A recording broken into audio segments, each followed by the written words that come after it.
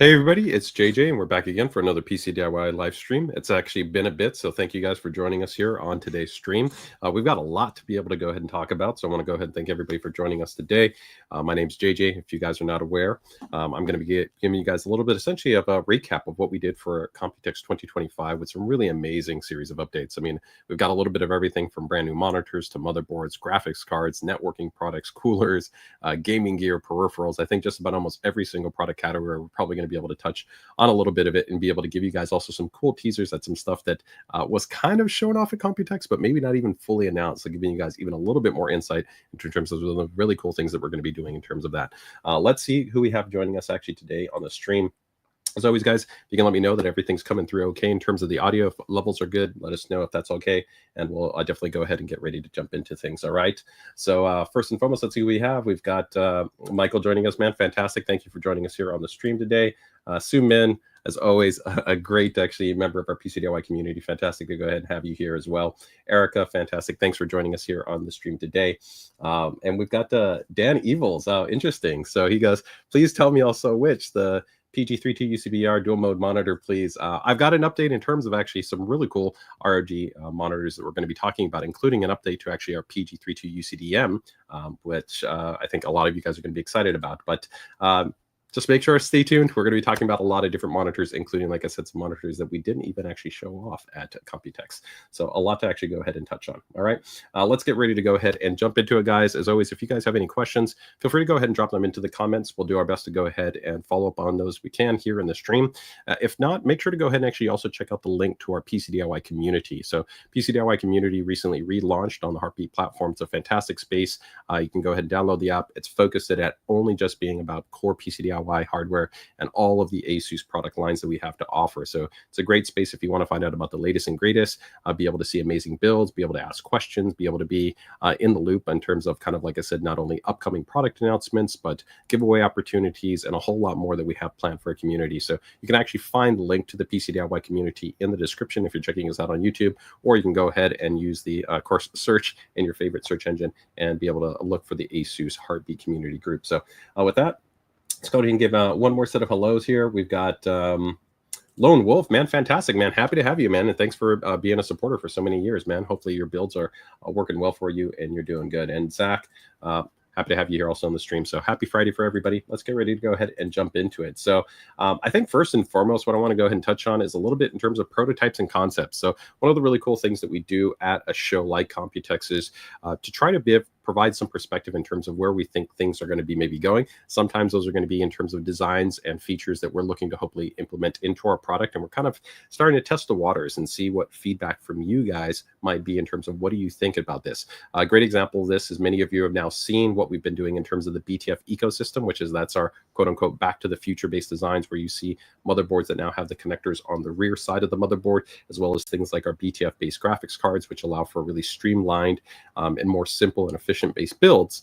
But at this Computex, we actually showed off something that we're aligning in with the BTF ecosystem. It can also be something else entirely different. Many of you know, when you go about building a system, kind of one of the pain points that you might have is dealing with cables, right? Cables are always kind of one of these things where it's like, it's great, especially if you're not using something proprietary, that you can go ahead and get things connected. You'll be able to go ahead and manage things, whether it's from the UEFI BIOS or from within the software. But, sometimes just dealing with the entirety of all of that can be, just a little bit more problematic or a little bit more challenging. So I want to actually show you a cool concept that we showed off here in terms of a next generation potential hardware design that we have here. And credit here over to one of our members of the PC DIY community with Justin Shu, who went ahead and actually captured a couple of these photos for me so I can go ahead and show this to you guys, because I want to be able to show this to you this week. So let's go ahead and take a look here. So if we take a look at this system that's kind of set up, you'll see a pretty clean kind of setup and configuration. If you imagine this, let's say, inside of a chassis,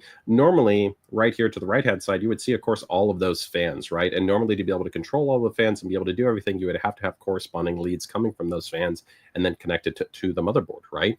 Well, in this demo, we're actually showing you a next generation based concept design here with an ROG fan controller. So let me go ahead and go over to our next shot here. And you can actually see right here, what we're doing is actually using a wireless transmission standler to be able to actually do all of the control management. So the really cool thing is here, you can see that these are utilizing our daisy chain magnetic fan based design. So of course that would go into the controller, and then you would have maybe one simple connection that would actually go to the controller. And from there, you could actually go ahead and manage everything wirelessly. So you would essentially eliminate the need to have any type of cables directly connected to the motherboard, allowing for a much greater degree of flexibility in terms of how you approach cable management and overall layout configurations. So you can see how this also aligns in with kind of the design concept that we have for, let's say, BTF-based ecosystems. BTF-based ecosystems are already offering you really, really kind of clean and stylized based builds. So if we go over to, let's say, just, you know, a look and feel for a kind of a BTS-based setup. Give me a second here and see if I can bring one up here. So this would be an example of kind of like a BTF-based build here that we can see. This would allow you to kind of take this even to a further degree, right? So if we take a look here, this is actually, you know, our Hyperion BTF-based, not a Hyperion-based BTF-based system, but you can see here, like with our more BTF-optimized cooler, you know, the cable connections you would normally have that would be running to all these headers right here, they would essentially be all eliminated. So like what you see when of the BTF, but the big difference is that even on the rear side, when you would be managing those cables, you would even be looking for more kind of a simplified configuration experience. So I don't know, what do you guys think? Is this something that you think that we should be continuing to look to be able to develop on in terms of kind of a concept or next generation design? We are already working even on the next generation of BTF, what we call internally BTF 3.0. We're going to talk a little bit about BTF 2.5 and what you're going to be seeing in the new generation of graphics cards, which are going to be launching very shortly, which utilize a revised connector. But there have already been some kind of, I'd say, discussion that we've gone ahead and kind of put forth out there, where we've talked about examples of such of unifying, let's say, connectors, such as the EPS connector, the 24-pin connector, as well as the 12x6 power connector, which we'd be using for graphics cards, and a singular edge connector interface, right? So instead of actually having 3 different cables that you would be connecting to the motherboard, imagine having one singularized edge interface connector, right? So then streamlining that experience even further. So you can start to see we're really looking to continue to evolve what the options might be for you when it goes about the kind of PC DIY experience, ultimately to make it faster, easier, and simpler for you. So I think it's pretty exciting. This is pretty cool. But let's see what maybe some opinion here is from the community. Do they have any thoughts on it? Let's go ahead and see here. So Michael goes in here and shares that he really loves BTF, so that's fantastic to see. We've also got Daniel Eva says, BTF rocks. I wish there was a whole ecosystem around it already, including an ROG 5090 Astral LC. So the LC would be, I think, a little bit complicated to try to do something within BTF, but we are already going to be doing an actual ROG Astral in BTF, and you will be able to have a BTF ecosystem. I mean, the great thing is what we've done is we have right now everything from BTF motherboard to a BTF graphics card, BTF supportive chassis.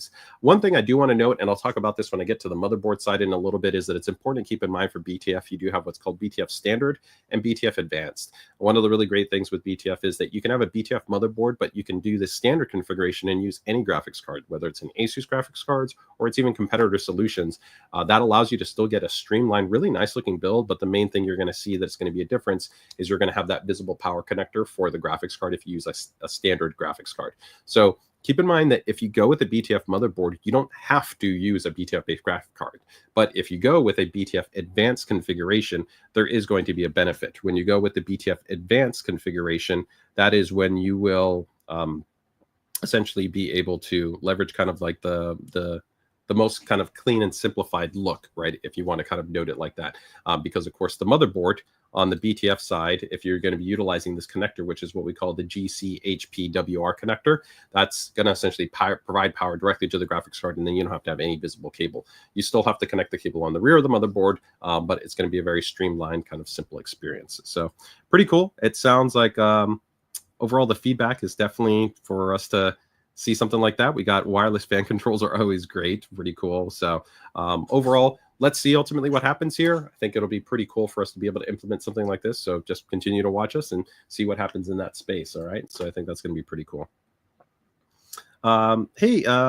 For the RG Ally, on this PC DIY stream, we actually focus on what we call our OPBG line of components. So essentially all of our component ecosystem of products, essentially individualized items. For any of our system-related products, I'd recommend checking out the ROG Pulse channel that we have.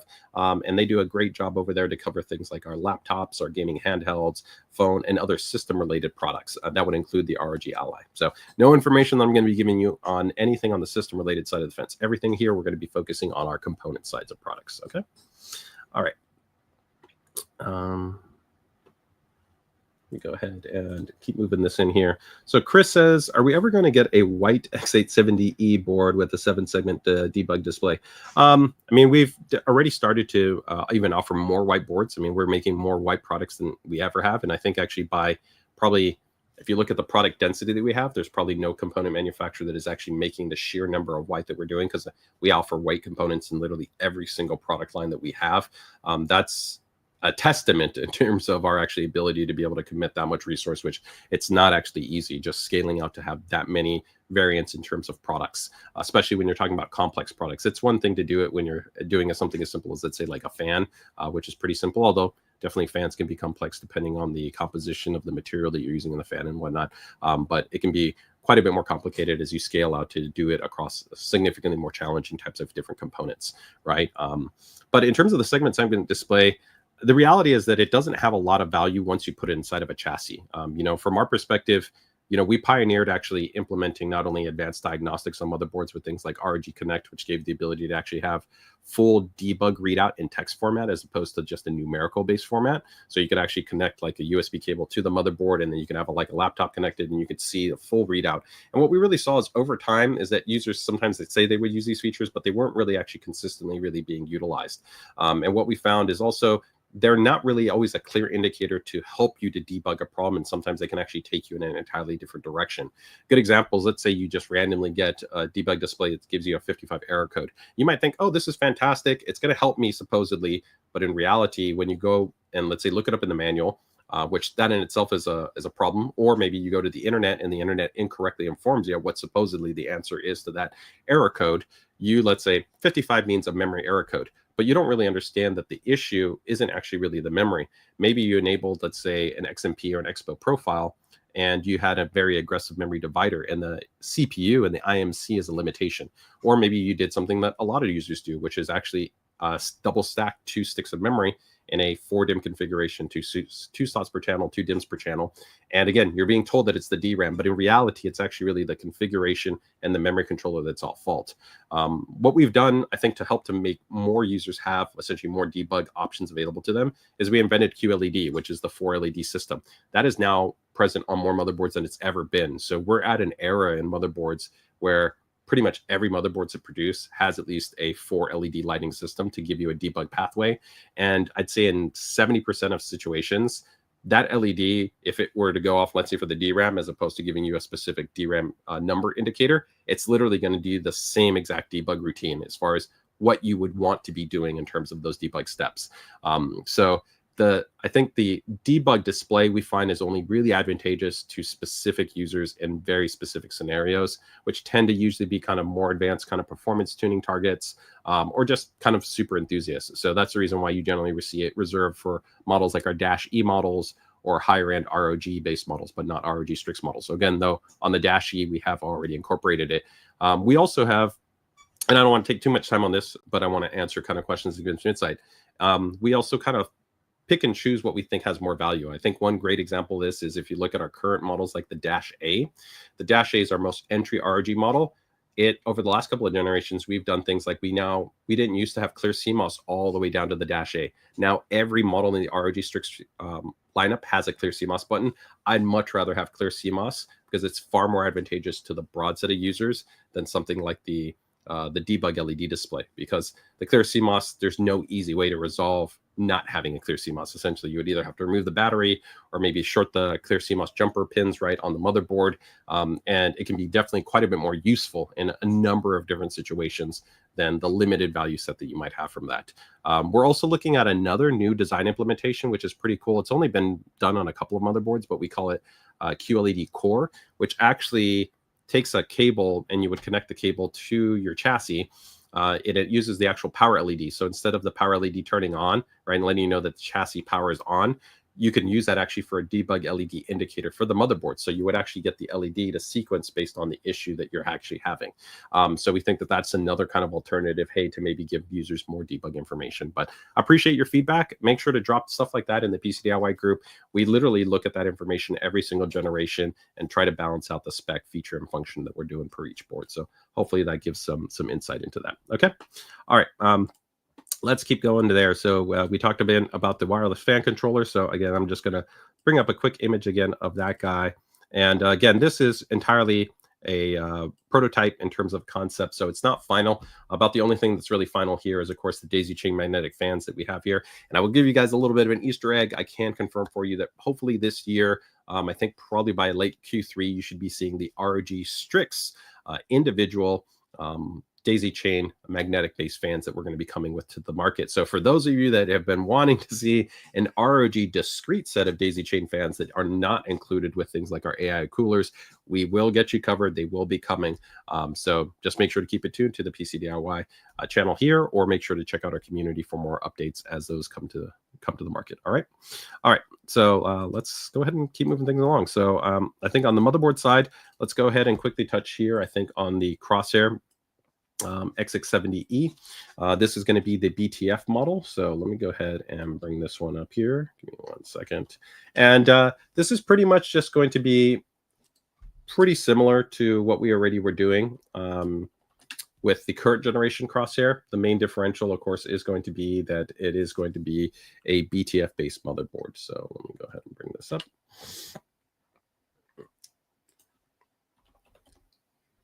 And this is also going to supplement the B850 base model that we kind of previously announced, but we also did go ahead and show off at Computex. So let me go ahead and bring this one up here.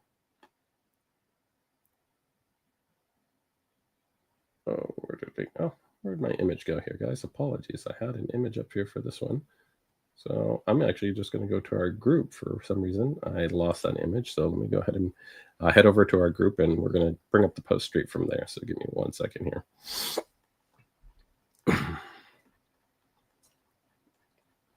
Scroll over here, and we'll find it in a moment.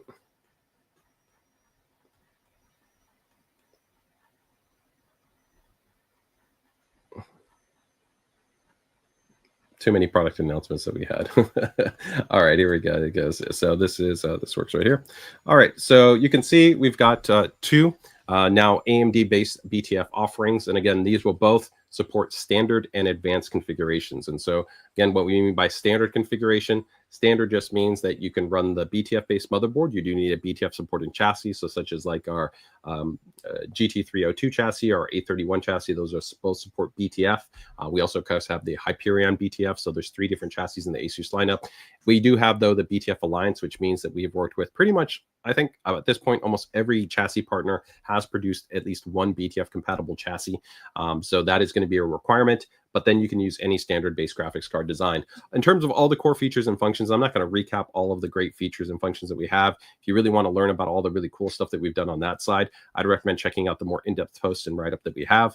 Or you can go ahead and also check out our prior X870 live stream or overview that we did on the X870 models, because pretty much from all the features and functions, they're going to be identical. It's just the main update is that there's going to be a BTF-based model. And then you can also see that we have the B850 BTF Wi-Fi, which is going to be in white. So if you want to go with a bold and bright based aesthetic, then go with the TUF Gaming based model. If you want to go with that classic kind of black aesthetic, right, that's really clean and refined, then you can go with the ROG and you can go with the Hero. So those are going to be our 2 BTF based options. And again, they both support standard or advanced configurations. One thing I'll also note that some people aren't aware of, we were the first to market to fully implement across all of our UEFIs that now on B850 as well as on X870, you do have CU DIMM support. So if you even want to be able to run higher frequency based memory kits, then you can actually go ahead and do that. So you can actually run some pretty impressive actually DRAM configurations now with CU DIMMs on the AMD based platform. So whether you want to be able to run higher frequency in terms of a 2 DIMM configuration, or you also want to run higher density configurations in a 4 DIMM configuration, those are definitely also going to be possible with CU DIMM as well. So those DIMMs are now just starting to come to market, but we have gone ahead and already issued that UEFI BIOS, which introduces the support for CU DIMM based memory on these platforms. Okay. So that is going to cover you there in terms of that. Let me go ahead and quickly just see if there's any questions that we have on the BTF side in terms of the motherboards before we continue on that side. So give me 1 second here. Maxi asks, is the TUF Gaming BTF Wi-Fi black? No. So as you saw, it is a white-based variant right now. We don't have a plan to have a TUF Gaming BTF white variant. So right now, essentially, we have those 2 options. So if you want black, you would go with the Crosshair. And if you want white, you would go with the TUF Gaming based option. Okay.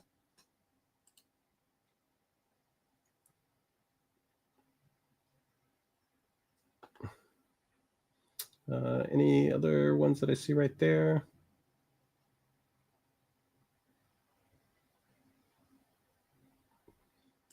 Pascos goes, any new ROG case soon? Yes, I'm actually going to be talking about the new updated Helios, and maybe I'll give you a little bit of a teaser about the new upcoming ROG chassis, which will actually be kind of a brother to the Hyperion, which for those of you who are looking for a panoramic-based display, this is definitely one you're going to be interested in. But we'll see how much I talk about it, even though I just gave you a little bit of a teaser right there.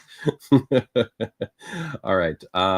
So CU dim mode, it's runs actively now. Whether you want to run CU dim in a one-to-one based configuration or you want to run it in a non-one-to-one configuration, that's entirely up to you. But of course, really the benefit of those higher frequency-based configurations is generally running in an unlinked configuration. And it has already been shown that if you can, of course, scale the DRAM frequency high enough, right, you can actually resolve sometimes of that kind of focused optimization mindset that you should only use 6000 MT, right? The reality is that 6000 MT is a very good overall kind of performance standard for many users, but it's not the end all be all for performance.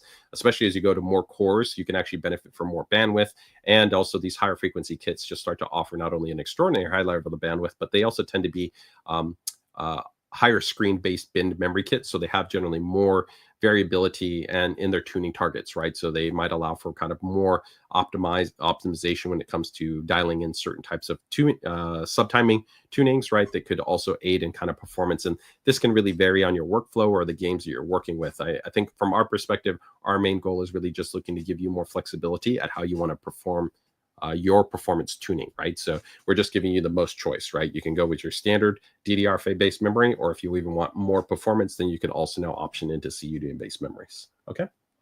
All right, so let's go ahead and continue on from there, and we'll keep rolling it around. So one other update that we have right here is going to be an actual workstation series. I won't spend too much time to talk about this one, but I do want to just touch on it just because it is a new updated model that we're going to have within our lineup. So for those that are going to be more on the workstation side of the fence, we do actually have a TRX based motherboard update, and that's going to be with the TRX 50 Sage Wi-Fi A. So let me go ahead and bring this board up. It's a great looking board. I really love the aesthetic of our WS series. So this is going to be an update that we announced right here.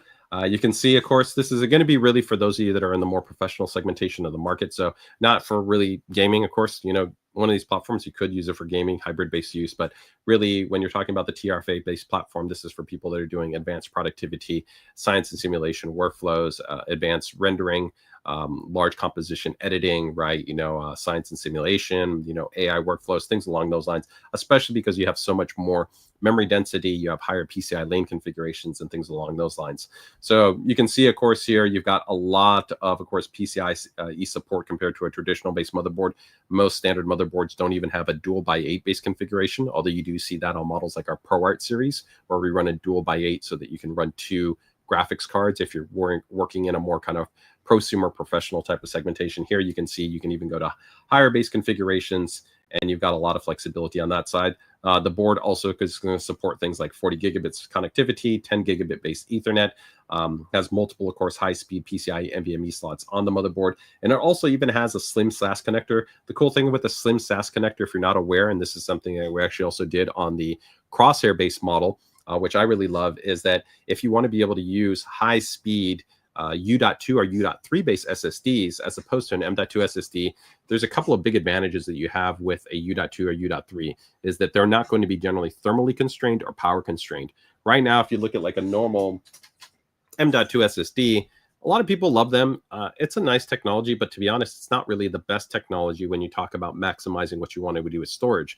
The main reason why is because it is limited, and it's limited because it was originally designed for a small form factor environment like a laptop. So you don't have a lot of Z height clearance, you have a power limitation issue, and you also have a thermal limitation issue, which you can actually see with really high performance like PCI Gen 4, Gen 5 drives, where you're talking about 10, 11, 12, even sometimes up to 15 watts of thermal dissipation that you have to do in a surface area that's really small. So the benefit when you go to something like U.2 or U.3 is you pretty much eliminate the power, the heat, and the density that you can stack memory. So right now, the biggest pretty much M.2 that you can get is going to be 8 gigs. And there's not really even that many 8 gigs that are on the market.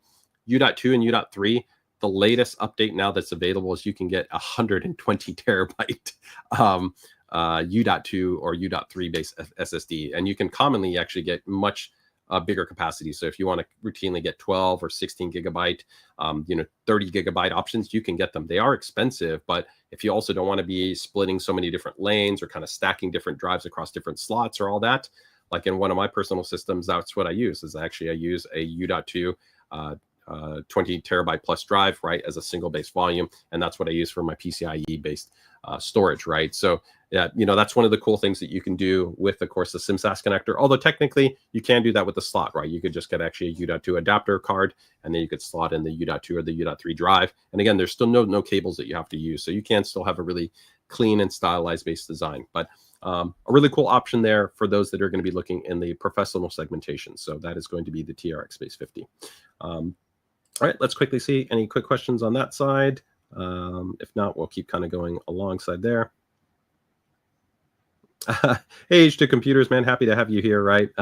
Yeah, bring your wallet for 120 terabyte. Yes, it's going to be expensive, but I think the great thing is, again, the flexibility. If you're somebody that just wants a large amount in terms of your actual storage configuration, U.2 and U.3 is going to be far more practical. We do see sometimes users that are getting like 4 different drives, right? So they're like, I'm going to run 4 different 4 terabyte drives. Why not maybe consider something like a single 16 terabyte drive as opposed to going with 4 separate drives, which also is going to take more PCI lanes that you're going to be using for different types of configurations. And that's assuming that you even have a motherboard that has that many, right? So again, there's pros and cons to all of this. For a lot of users, M.2 is still a fantastic choice, and it's the reason why we've optimized our motherboards now to predominantly use the M.2 specification support. So you see most of our motherboards now are generally going to at least be 4, and then we sometimes have motherboards that even have more than that, 5 or even 6, PCIe, NVMe, M.2 slots on them, right? All right, let's go ahead and continue from there. So let's go to graphics cards, right, guys? All right, let's go ahead and jump into some GPUs. And I think here the first things that we're going to do is we're just going to give a little bit of a touch point on some updates in terms of just, some of the recent GPU launches that have come out. So I first want to go ahead and touch on, of course, during Computex, we had the formalized announcements, right, for items like the RX 9060 XT based models. So of course, ASUS being a worldwide leader in terms of graphics cards to market and offering both NVIDIA and AMD solutions. We do have announcements for both the 5060 series as well as for the 9060 XT series. So as always, we've got you covered. I can just going to quickly kind of touch on, again, the models that we're going to have within the 9060 XT, if that's something that interests you in terms of upgrading to one of these. So we will have 3 different models within the 90 XT series GPU. Our flagship or highest end model is going to be the 9060 XT under the TUF Gaming series. If you're kind of wondering what is really the big benefit, all of these are going to offer cool and quiet operation. They're all going to have things like dual ball bearing fans. They're going to have GPU guard design. They're all going to have stainless steel backplates. They're all actually going to have vented backplates as well. So they're all going to give you a great experience. It just comes down to what are maybe some of the more premium or maybe aesthetic design elements you want. So if you want RGB, TUF Gaming is going to be the only one that, say, take for instance, has RGB. If you also maybe care a little bit more about overclocking, you're going to have higher TGP levels that are going to be available to you on the TUF Gaming card than, let's say, you would have on the dual card, right? Also, just because of the bigger and more dense thermal assembly, the higher performing VRM, you tend to have a little bit more kind of margin in terms of the overclocking range support, right? So again, TUF Gaming, 9060 XT will be our highest end model. Again, the only card that has RGB. Then we go with the Prime series. The Prime series is kind of like our tried and true kind of sweet spot for a lot of users. I love also that this is going to be a 2.5 slot based design, just like the dual. So you have a great deal of flexibility to be able to fit this in just about any type of chassis configuration. You're going to be good to go. Still a triple fan based design. And all 3 of these do also have the PCI LED power monitor design on the actual connector. That just means that when you physically go to connect the actual cable to the connector, there's an LED that turns on. Assuming that you don't actually have physically the cable connected. So even though these are actually using your standard connectors, right, it still just offers you kind of an A to make sure that you're physically connecting the cable as opposed to maybe not having it fully seated. So all of these actually have that. And then the last card is going to be our dual series. So we haven't had actually an updated dual series until now. The prior dual models were all in the prior generation. So now we've updated our duals for both the 5060 series and also now with the 9060 XT. So that is going to be our 3 models that we have under the 9060 XT. Anybody here going to be considering jumping into a 9060 XT in terms of a graphics card? I'd love to hear your guys' thoughts on that side. Rounding out on the other side of the spectrum, of course, we also do have a lineup for the NVIDIA series for the 5060 series. So that's going to be pretty similar there. Again, we're also going to have on that side 3 different models where we're going to have pretty much the same thing. You're going to have the TUF Gaming series, you're going to have the Prime series, and then you'll also have the Dual series. So you'll have 3 different models in that configuration. Okay.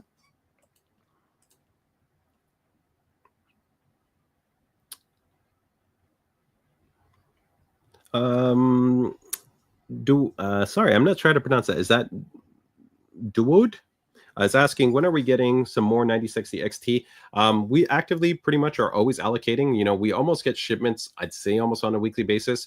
Sometimes there's variability in terms of how channel partners integrate their stock into their availability. So what I mean by that is, you know, Amazon might have a little bit of a different logistics schedule than, let's say, Micro Center, who has a different schedule than Best Buy or even our ASUS store. So the best thing you can always do is you want to take advantage of kind of the stock notifications if those e-tailers or those retailers are offering them to you, so that when you have those stocks actually get relisted, then you can be you can be notified. Keep in mind that, of course, that there's variability depending on which model they're talking about, right? You know, sometimes you might be maybe looking more for the Prime model versus the TUF Gaming model, right? So you might have to actively be looking at that process. But I would say that we're definitely active at consistently bringing in volume for pretty much all the models in all series. So, you know, you should hopefully just with a little bit of time and patience be able to pick up the model that you're looking for in that regard. Okay. All right.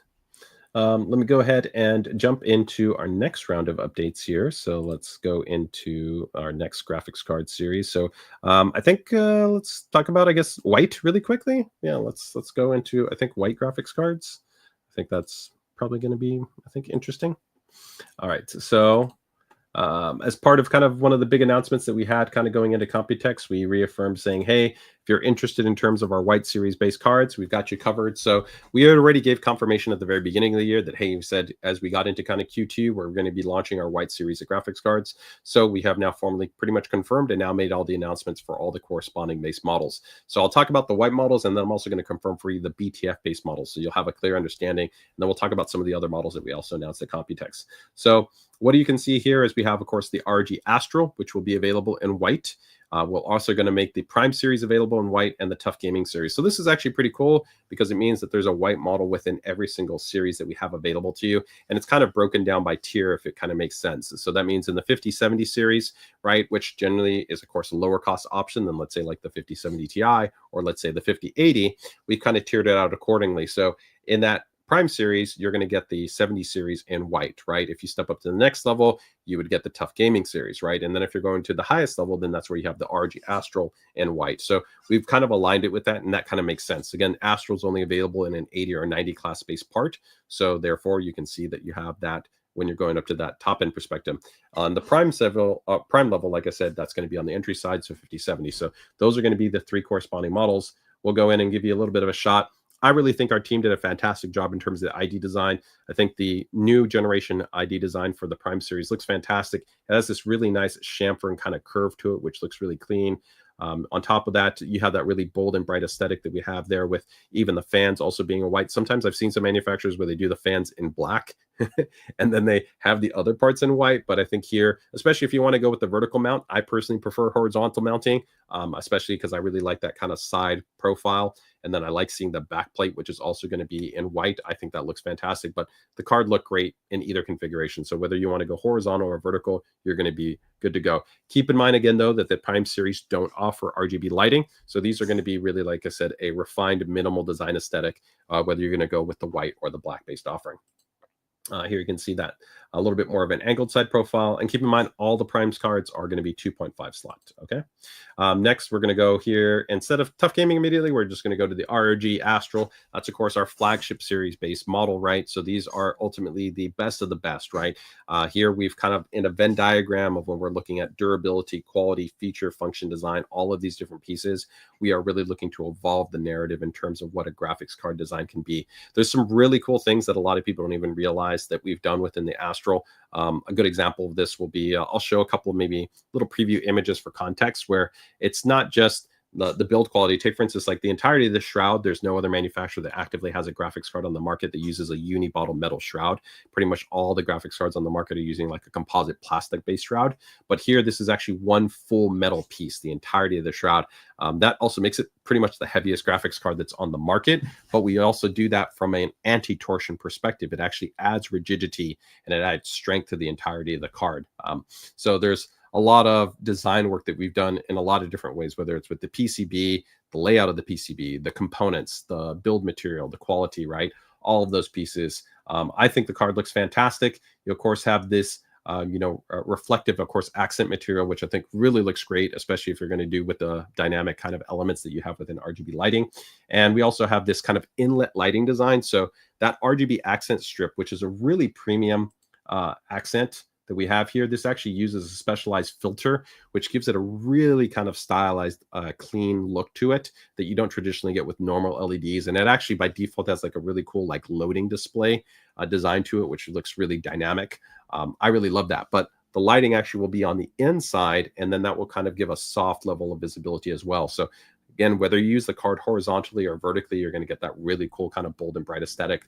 And something else I want to touch on that a lot of people forget, but over right here, all the ROG Astro cards do come with the Fan Connect 2 headers. So while it's not commonly used by a lot of users, you do have that as another benefit, right? Is that you can go ahead and connect two other fans to those, and you can use those to respond to the GPU temperature versus the CPU temperature, right? And of course, you still have all the standard stuff that we do on the Astro, like, the advanced per pin monitoring technology, which is exclusive right now to ROG cards, where if you actually want to know exactly in real time, see what the actual amperage is per pin on your actual 12x6 power connector, you can see that. We have an on-screen display warning system that actually would let you know whether or not you would want to shut down your system or connect your cables. Some really cool stuff that we're doing in there, right? And then we have the TUF Gaming series. So the TUF Gaming series will also be available in white. Now, this goes into the second update that I also wanted to touch on, which is going to be for our BTF-based graphics card updates. So we will actually have two BTF-based models. We're going to have the TUF Gaming, and then we're also going to have the ROG Astro. But the big update for this generation is what you see right here, which is going to be the new GC HPWR connector. So in the prior generation design, this actual connector was fixed and it was built into the graphics card. I personally preferred this design. The main reason why is because it allowed for the I think the cleanest and the most minimal look that you had on the graphics card, because we were prioritizing aesthetics, which is what people said they really wanted within the BTF design. Now, there was a small level of people that I think gave feedback that said, I really want some form of compatibility to other systems. The reality is sometimes baking incompatibility isn't actually always ideal, because it can be done at the expense of the value proposition that you're trying to design the product for, right? And the reality is all of the other cards that we design are already openly interoperable. So you're really having to try to make that difficult decision to say, do you want to introduce something to benefit a community that's giving you feedback, which might not really be the actual target community that you're designing for. That being noted, we did collect the feedback from you guys in the community and the media, and they said, we really would like to try to see this. And whether or not it was really a legitimate pain point, or whether it was maybe just some generalized feedback, our team worked really hard to be able to make now a modular based connector. So what this means is now BTF cards are fundamentally both a standard graphics card and a BTF-based graphics card. So all you need to do is essentially just remove that connector. I think I have a video clip, so let me see if I can bring it up here. But that means that essentially you can use this graphics card on a BTF-based motherboard, or let's say maybe you buy this graphics card, you have a standard motherboard, you can use it on the standard motherboard.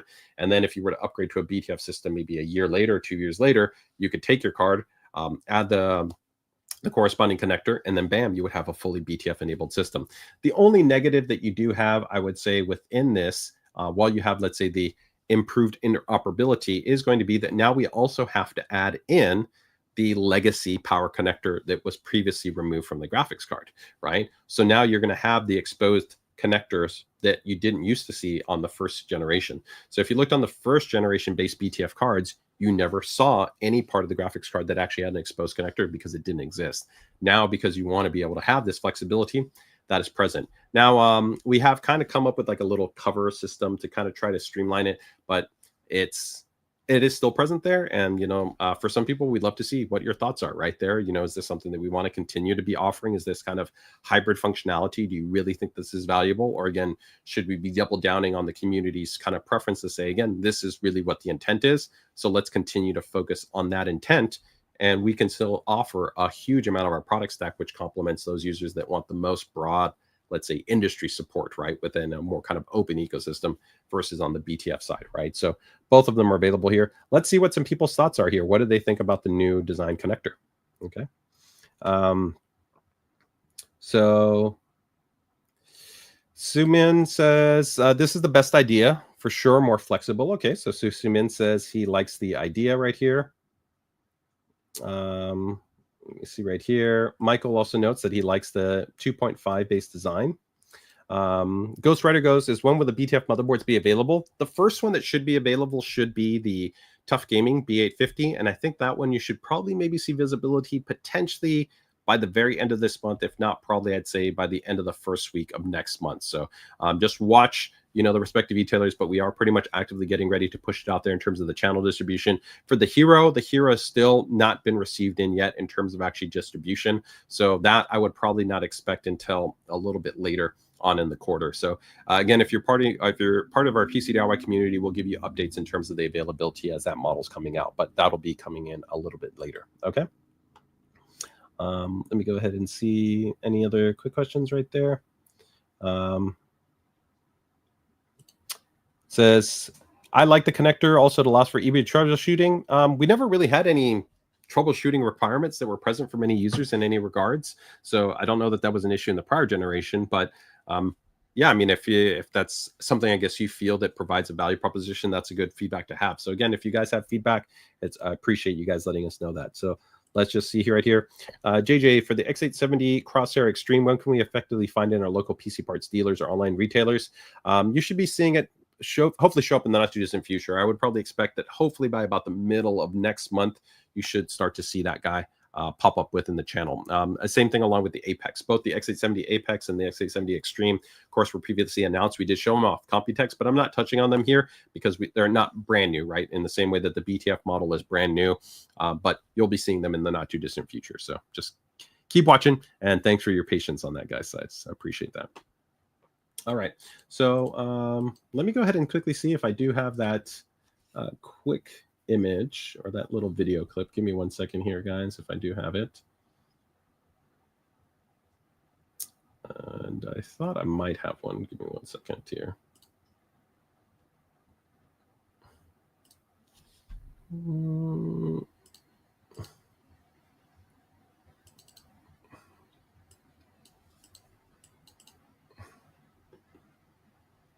And this is for reference, just so what you guys can see when I was talking about kind of BTF advanced to BTF standard configuration. So here we can actually see that we have two samples of kind of like a Hyperion based BTF based build, and they both look great. I mean, they're both really nice looking builds, very similar in a lot of ways, but here you can actually see one with BTF in advanced and one in kind of like a more standard. So standard essentially going to mean you're going to always see that cable, right? And that's what you're going to see. So keep in mind with that new design, this connector is now going to essentially be kind of somewhat visible, where if you look on the prior generation card, right, you didn't actually see that connector at all. It didn't exist. It was essentially entirely removed, right? It's actually more complex to make the new design than it is the old generation, because we actually have to also maintain that that design circuitry, right, as opposed to kind of having it not pre-present.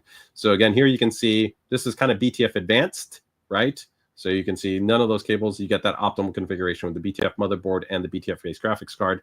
On this one, this is not a BTF-based motherboard, but I'm just showing you kind of for reference what you would see, right? You would have that really nice look on the motherboard, but you would see that one exposed cable. So again, BTF standard versus BTF advanced. All right. All right, let's go ahead and go into the next bracket right here. Let me just see, I guess maybe if there's any other quick questions that came up right there. Zachary, I'll be talking about the Noctua in just a little bit. Interesting feedback there. See, H2O Computer says, perfect connectivity and innovative, great design. BTF will make for some really clean builds. I appreciate nice cables too, but it's good to have some variance in the market. Yeah, and I think that's our goal, right? Our goal is, I think, just about giving choice to you guys as PC DIY builders, right? We love what we're doing in terms of designing a different ecosystem for users that want to be able to prioritize one type of focus. And that's really, I think, the right way to look at this narrative. It's not so much about saying that one is better than the other or it's even replacing one. It's about choice. In the same way some builders might want to build like a mini ITX system or a micro ATX system or go with EATX. EATX already has a much more limited ecosystem. You can only pick specific some chassis that work, and the vast majority of chassis won't fit in the ATX based motherboard. So you already have kind of a limited ecosystem. But there are some users that maybe really want that larger look to the motherboard. They want maybe more feature set that can be put onto the motherboard with things like the Extreme, where you have that big, beautiful 5-inch display, right? That's just a choice, right? So for us, it's about giving the building community more choice and more flexibility to approach the builds the way that they want to, right? So that's what we're really happy about. The way I kind of almost see it is it's like you've got mini ITX, micro ATX, ATX, EATX, and now BTF.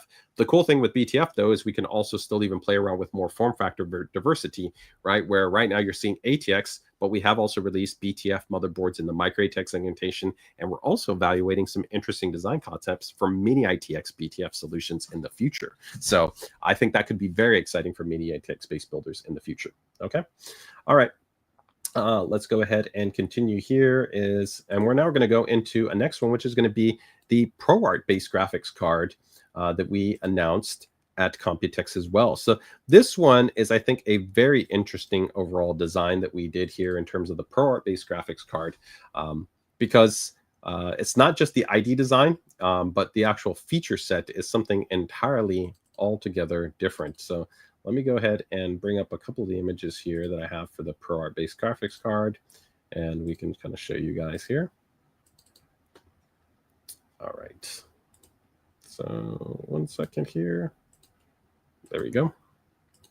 And you'll notice that the first thing that we're going to be seeing here in terms of the ProArt based graphics card is going to be that this is the SSD edition. Well, what do we mean by SSD edition, right? Well, we've done some pretty kind of cool stuff here. So some of you might remember that in the 40 series, we introduced a dual graphics card that actually had an M.2 SSD slot on the back of the graphics card. And what we were using there was PCI bifurcation. Essentially, the motherboard has the ability to essentially access and distribute those PCI lanes that aren't being realized, right? Because most graphics cards, reality is, even if you go up to like a 4080 or a 4090 or a 5080 or 5090, they're not going to actually use all 16 lanes. So you can actually half off those lane sets and then provide those lanes to something like an M.2 slot.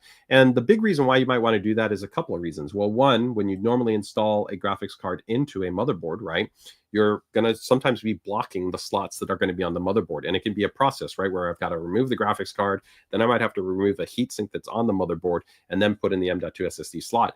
It might be faster, simpler, and easier to just take out your graphics card, or not even take it out, but just lift the heatsink on the back, put it in, put the heatsink back on, and bam, you're done. Plus, you also maintain the lowest latency because these are going to be CPU link lanes. And in our testing, we've actually also found that the thermal benefit is actually quite notable. It can vary depending on the power rating and the thermal dissipation requirements of the drive, but we've seen temperatures easily be improved by a factor of more than 10 degrees. And part of that is just because we can have a large heatsink that's there on the back, and you also get that assistive airflow that's coming actually from the heatsink assembly and fans that are on the graphics card, as opposed to in some scenarios, there's generally maybe not direct airflow that's being provided to your M.2 SSD slot. So what you're trying to do is mitigate that through like just large dead heatsinks, which aren't always ideal for sometimes some of the lower slots on a motherboard. And keep in mind also, if we go to just even a couple of generations ago, while we have now current motherboards that have 2, 3, or even 5 M.2 SSD slots or even more, if you go back to even something like an X570, that's a great platform. Maybe you've got like a 5800 X3D and you want to upgrade it. You might only have 2 M.2 SSD slots on that motherboard.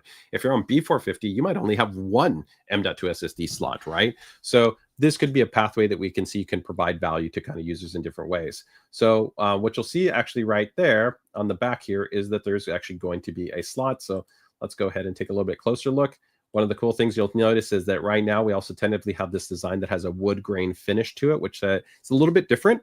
Love to see what your guys' thoughts. In the prior generation, people absolutely love the really refined and minimal design of the ProArt cards, which was just clean black with that gold accent. I like this. I also, though, almost feel like I would love to see both. I really liked also that all black design aesthetic, but this wood grain I think is very much in alignment with what we're doing with the ProArt, where it's refined and minimal, but it does give a little bit of aesthetic flair to it. And it also complements what we're doing with the wood edition versions of our ProArt chassis. So we have the ProArt PA602 and the PA401, which are two ProArt chassis, and they both do come in a wood variant. So this allows you to have some kind of synergy between the wood chassis if that is something that you're adopting into, right? So if we go into the back right here, you can actually see that unlike a normal graphics card, you'll notice that right there, there's a little bit of a raised area on the back plate, and that's your additional heatsink. So that heatsink, there's pretty much going to be two screws right there. You can see that you're just going to remove those two screws, and then from there, you would install the corresponding M.2 SSD. And the cool thing is that can support all the way up to the fastest high-speed PCI NVMe Gen 5 M.2 SSDs. And like I said, you can maintain outstanding performance because of the link to the CPU lane with great thermal performance as well. For some of you that are in the more kind of professional or kind of maybe science and development kind of fields, we are also developing a really cool piece of software called our multi-LM tuner, which will allow you to actually create and run your own on-device advanced essentially LLMs. So if you want to be able to do some form of kind of AI language model development, you can actually use kind of your GPU. You can run this all locally for superior anonymity and security and privacy.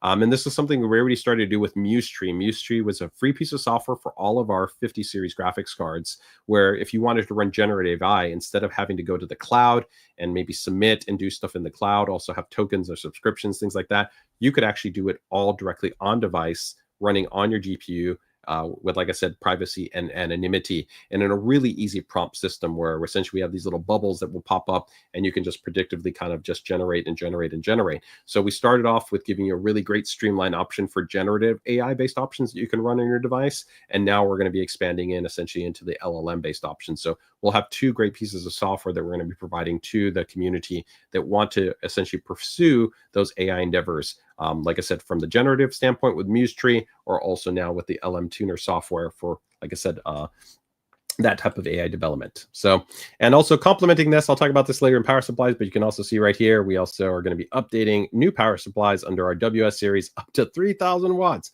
So if you want to run some of those ProArt graphics cards, because keep in mind with those being a 2.5 slot design and going all the way up to 5080 series, we have motherboards where you might be running not two of those, three of those, but maybe even four of those. Well, if you're running a lot of GPUs and dense configurations, you're going to need some very performant-based power supply configurations. So those Pro WS power supplies will be between 1,600 all the way up to 3,000 watts. So I'll have a 1,600 watt, a 2,200 watt, and then a 3,000 watt based model. All right. So let's see. What are your guys' thoughts there on the ProArt based graphics cards? What did you think? You thought this was pretty cool? Let's see here. We'll get to the coolers in a little bit. Will the RYOU 4 be released in a 240? No, we are only going to be releasing the RYOU 4 in a 360 based version, but we'll be talking about AI coolers in a little bit, right? Paskowitz knows would be good for ITX SFF builds where you would want more than two M.2 drives. Yeah, you're correct. Definitely. That is a key advantage right there. Like I said, in small form factor builds, not only because of the 2.5 slot design, which works well for those mini ITX chassis, but where you have limitations in terms of the number of M.2 slots, plus also thermals, that could definitely be a benefit for, I think, both mini ITX and micro ATX based builders, right? So both of those, right? Michael says, put the M.2 on the back of the motherboard. We've already done that in the past. We've done that, like we take, for instance, even like mini ITX-based motherboards. I don't know if this one does, not this one, this model doesn't have it because this one has the double stack design. One disadvantage, though, of generally putting M.2 on the back, though, is you're going to have thermal dissipation requirements. So you generally can't easily put like a heatsink on the back of the motherboard. There's a lot of variance in terms of the depth of the rear design. Plus, you also don't want to generally have that like metal on metal contact on the rear backplane. So you could have like an M.2 SSD slot, but it generally might not be fast, if that makes sense. If you don't care and you just want a density, we had kind of thought about saying, okay, sure, we could do that, but you would have, I think, a more limited value proposition in terms of that, right? So it is something that we've looked at, but I think this is still ultimately not only faster, simpler in terms of access, but also going to be better from a thermal performance standpoint, right? When will the 5090 whites be released? Talked about the white colors a little bit earlier, right? In terms of overall delivery and availability, you're going to see them kind of roll out. First, pretty much to market is going to be the Prime series, then will be the TUF Gaming series, and probably I think the Astral is probably going to actually be the last series.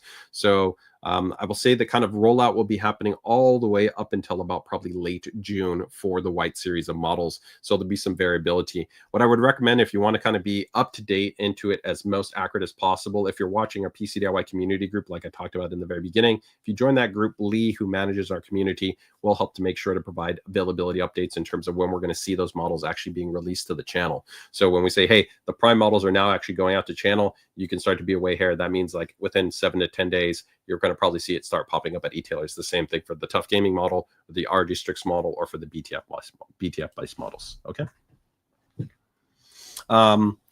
Lookout News says, yes, plus onboard M.2. What is the max size? There's no limitation. So right now, the biggest M.2 drive that you can get is an 8 terabyte drive. You could use an 8 terabyte drive, so there's no issues in that regard. So if there's larger capacities that come to market as well, there shouldn't generally be any issues. And again, the main usually limitation in terms of density support actually tends to be that usually it's more thermal because you have either a power restriction or you have a thermal restriction. So some devices which say that they only support maybe a lower density drive, it's because maybe those larger, more dense drives might take more power and they might have more heat. So they might be limited to only a certain density configuration. But here we've already validated the larger sizes. So as of right now, there's no limitation that you have to look at, right? You essentially should look at this exactly as the same type of slot experience that you would have on a motherboard, with the main benefit just being it's faster and easier to access that slot, and you're going to get better thermal performance. Okay.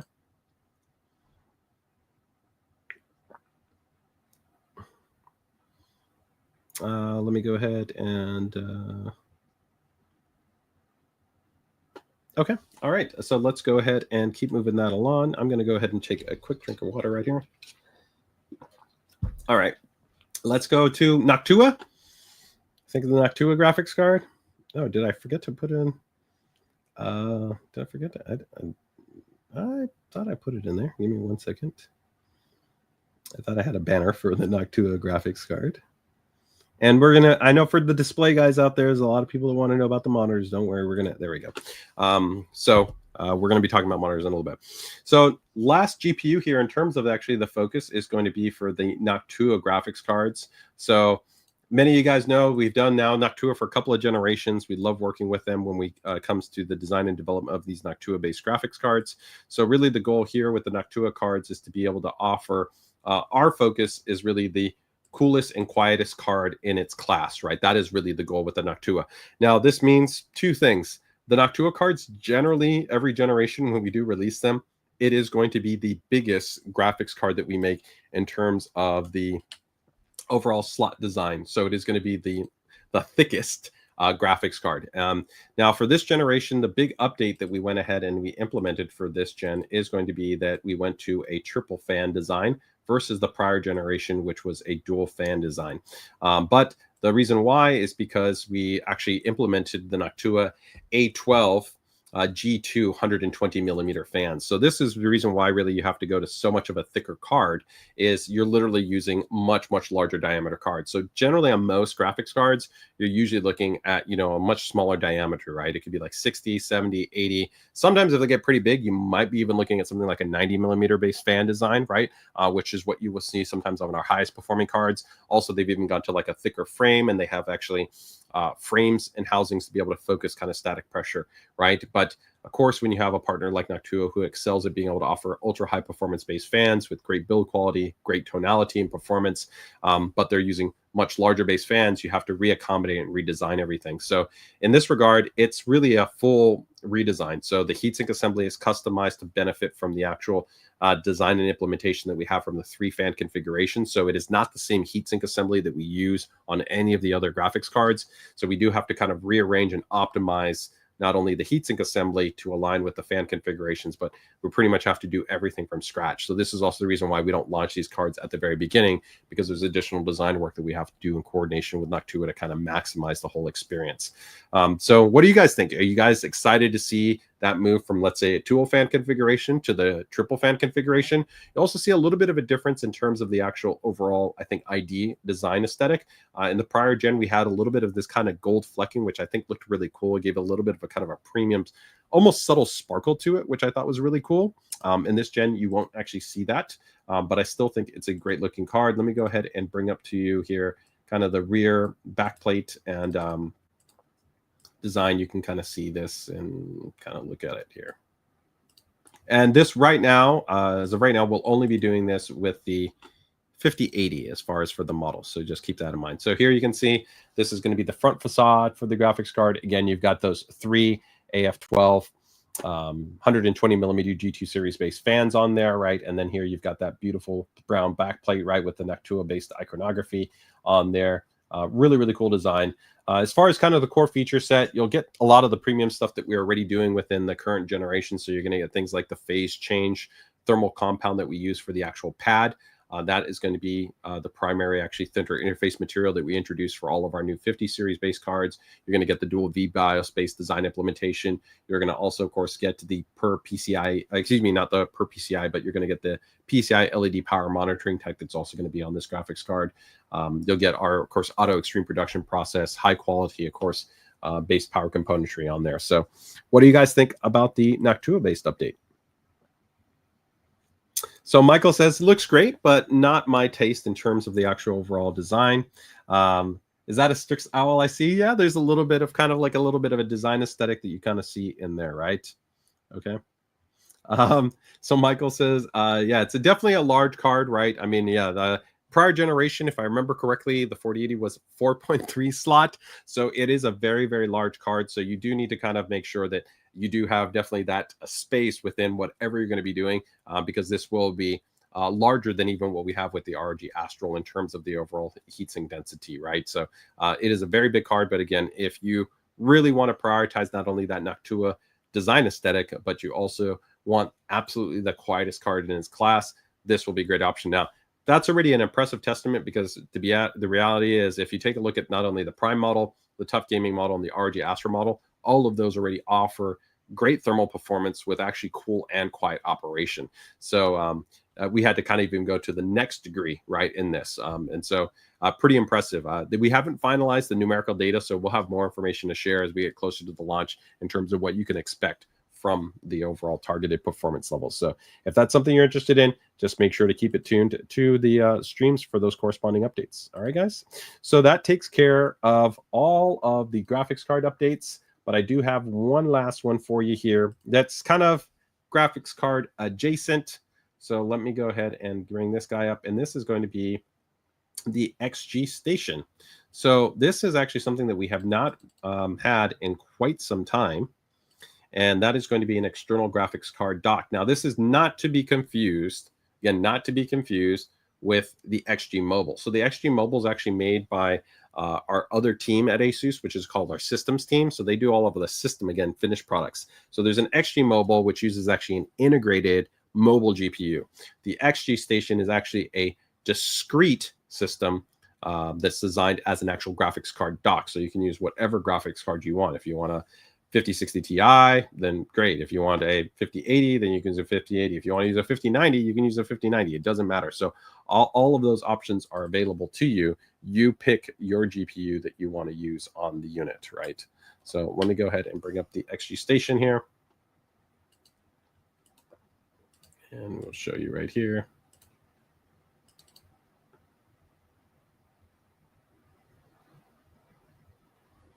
All right. Okay, perfect. Oh, where did it go? Okay, there we go. All right, here you guys go. So this is going to be the XG Station. So this will be actually utilizing Thunderbolt 5. So you do have ultra high speed bandwidth available to you. There'll be 4 USB ports on here, 3 which are going to support USB-C connectivity at 10 gigabits rating. It will, of course, also have ASUS Aura RGB lighting. So if you want to have some synchronization in there, you're good to go. And now here, when you take a look at it, you'll notice that you don't see anything, and that's because it's open frame. And the main reason why I decided to go kind of with an open frame or a dock as opposed to quote unquote an enclosure is because there's so many different types of graphics card designs that one, there's a lot of graphics cards that look really cool. So why not actually show off the graphics card? One, that allows you to have a really cool design aesthetic present when you utilize it. But then also, I think more important is that we wanted to have the flexibility that regardless of the card that you picked in terms of the design, you didn't want to be limited by what the enclosure might dictate, right? So in this regard, you can go with whatever graphics card you want. Again, you could go with our 5070 Ti, you could go with a 9070 XT, you go with 5080, you could go with a 5090. It doesn't matter. They will all work. Plus with next generation cards, whatever they might be, you can fit these, you can work with it, and you're going to be good to go.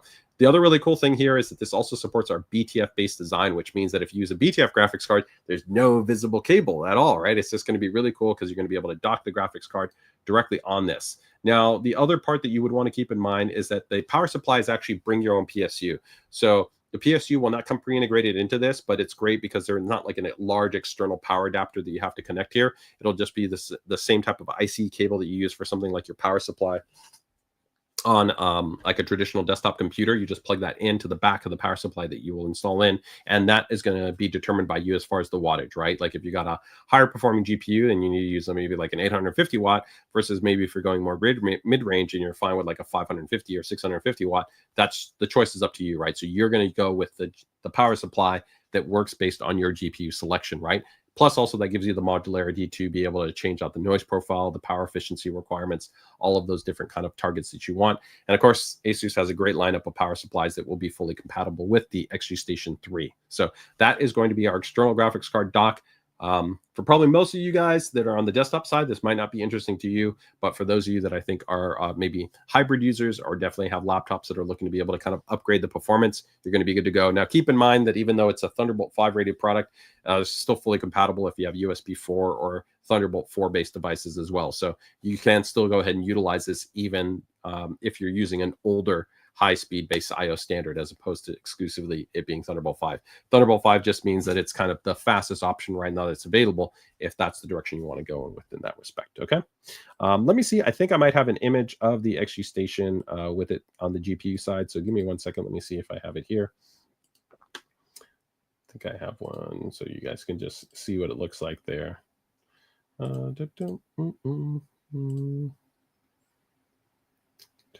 Do I have it here? I think I do. XG Station.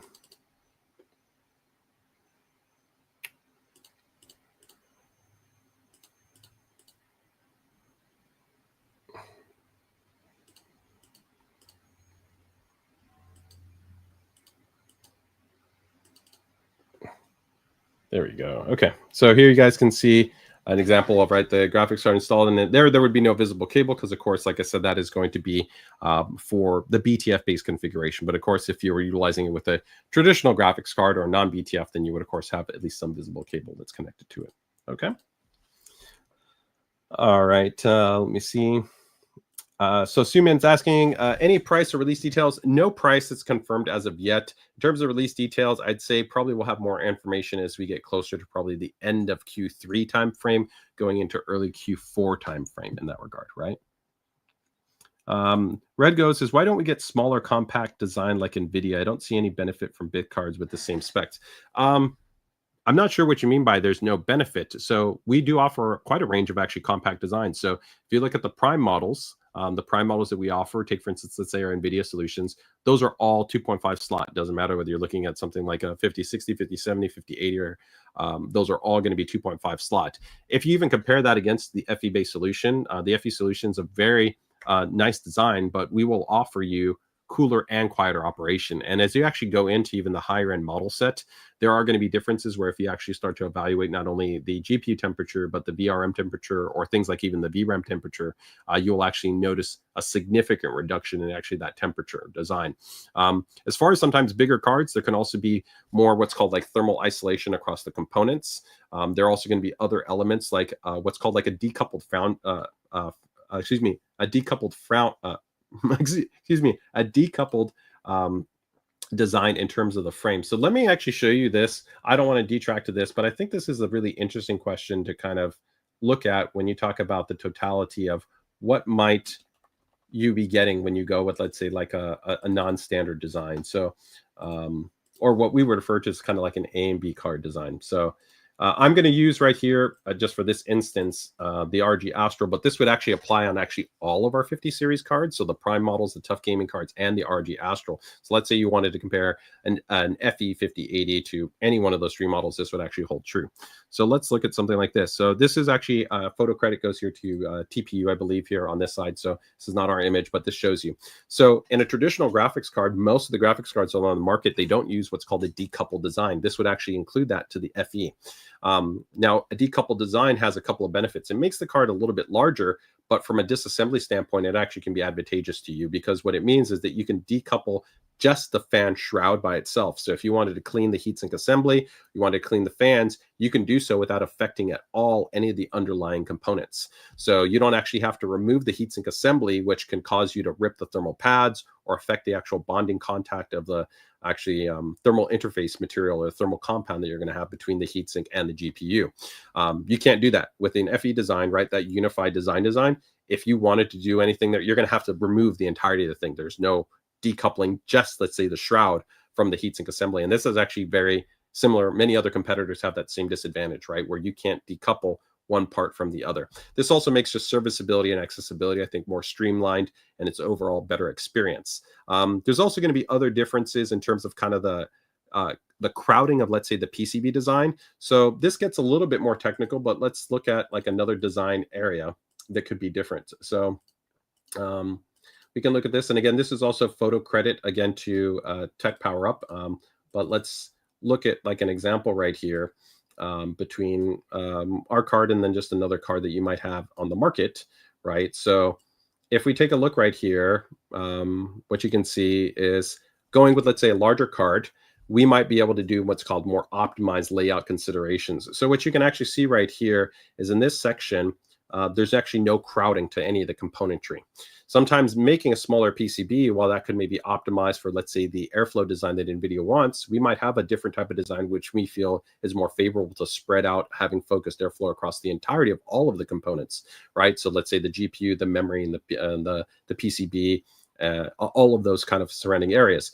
But an example here is what we do know sometimes from RMA analysis and failure is that overstrain, flexibility, torsion, and flex, having sometimes things packed into a certain area can cause the repairing to be more challenging, because it means that if you have to do like what's called solder work, you might have to desolder all of these little components because maybe there's a crack that happens somewhere in here, or maybe there's some type of damage that happens. So now you have to remove all of those surface mount components, fix the PCB, right? And then on top of that, you have to then put on back all the components. And this design, because you have actually more separation, which makes it a larger card, the repair is essentially enhanced. It's far more streamlined. It's simpler. It's actually lower cost.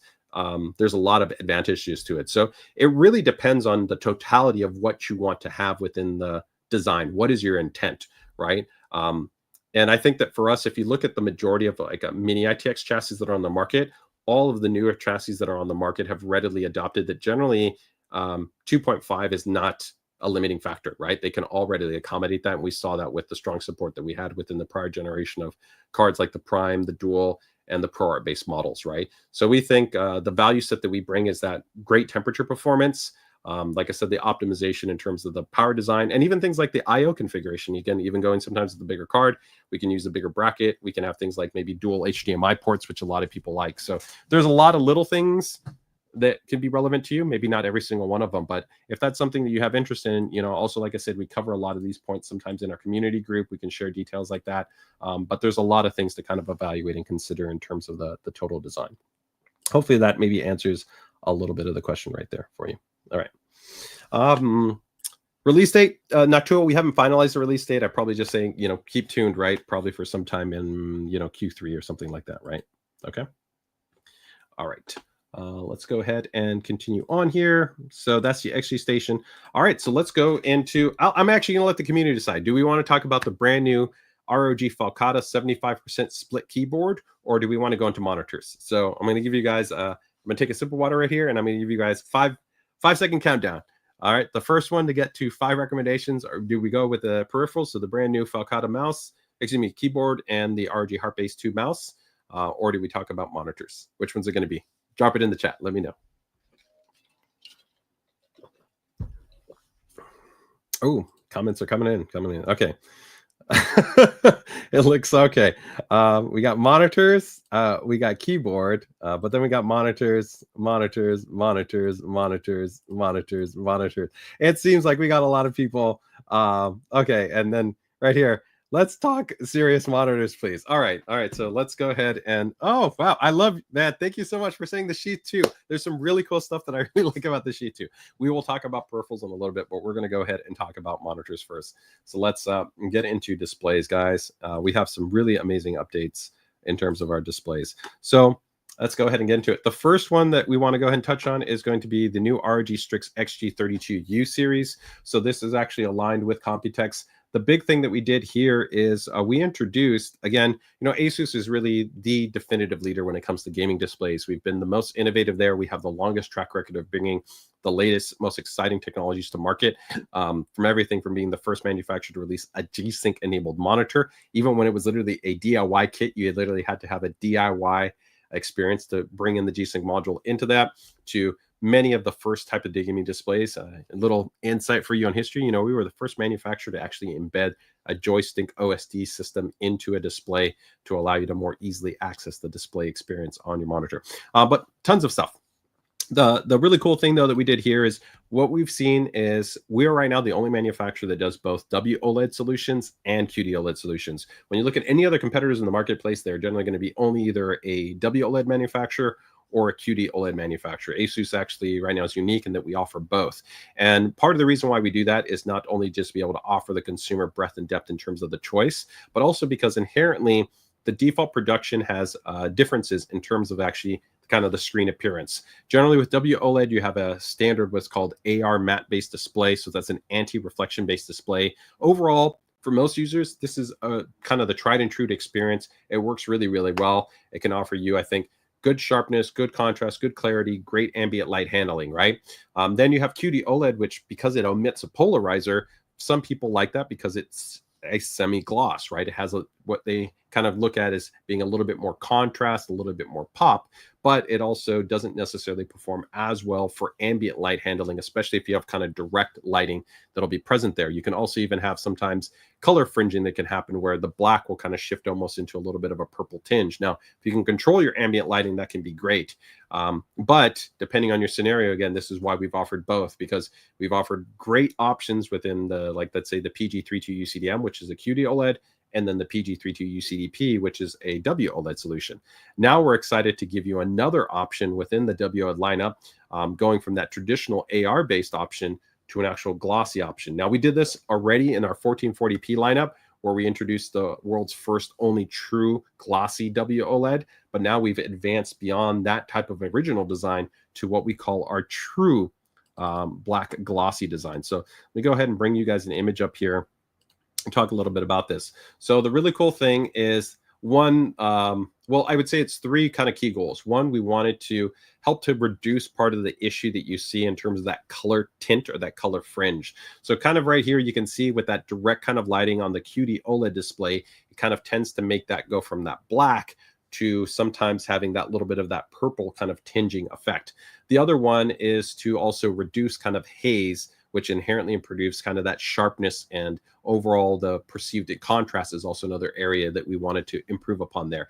And with the True Back Glossy, pretty much it is the best in all of those scenarios. You get an amazing experience on that side of the fence. So you can see here, we've got the glossy WOLED, right, from the prior design implementation. Then we've got the new True Black, and then you can see the semi-gloss. Now, we're going to continue to offer essentially these choices, and these are now essentially an update to the prior PG32 UCDP, but there is also a little bit of a spec change. So we're going to actually have two different versions of the display. One will be a 4K 165 with an FHD toggle at 330 hertz that also incorporates our Neo proximity sensor. The cool thing of the Neo proximity sensor is there's actually a little time of flight sensor, a 3D depth sensor that is built into the monitor that can detect your presence, and that can help to turn off the panel, because one thing people don't realize is that the more that the panel's on, not only does that contribute to burn-in, but it also contributes to what's called thermal ramping. Essentially, the temperature ramps up, and the cooler that you can keep the monitor, the better in terms of the long-term health of the monitor and the reduction of burn-in.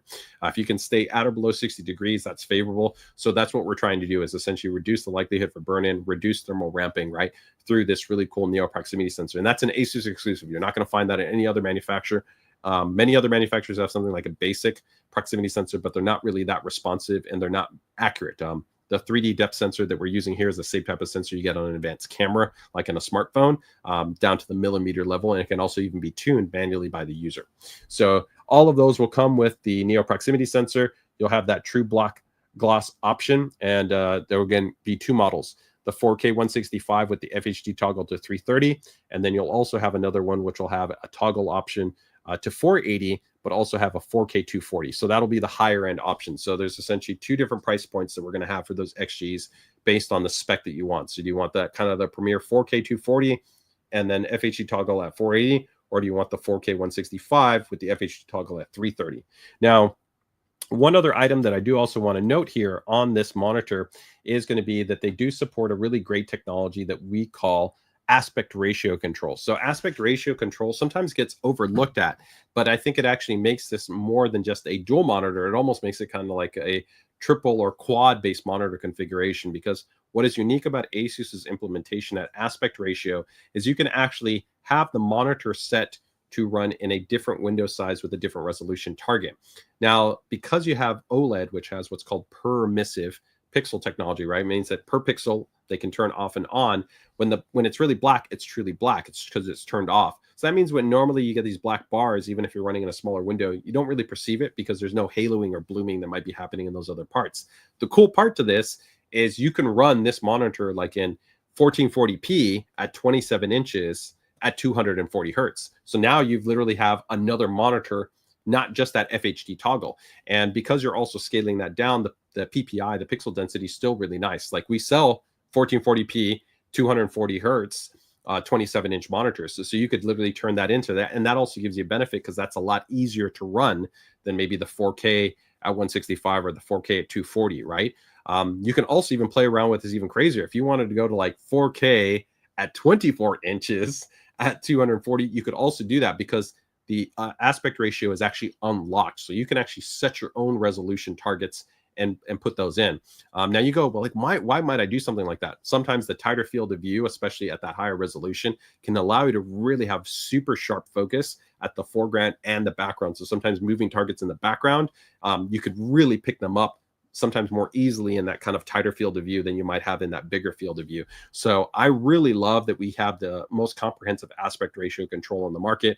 We're also going to have, of course, all the great features that we normally have. So like our in-Windows display control with Display Widget Center, where you can do key bindings to things like brightness with your keyboard. You can have app syncing where you can change specific profiles to specific applications. Like if you open up your browser, it can be in sRGB mode. And then if you go into racing game, it can go into racing mode. And then if you go into FPS, you can have, your shadow boost enabled, or you can have contrast increased, or whatever you want. You can do that on a per application level.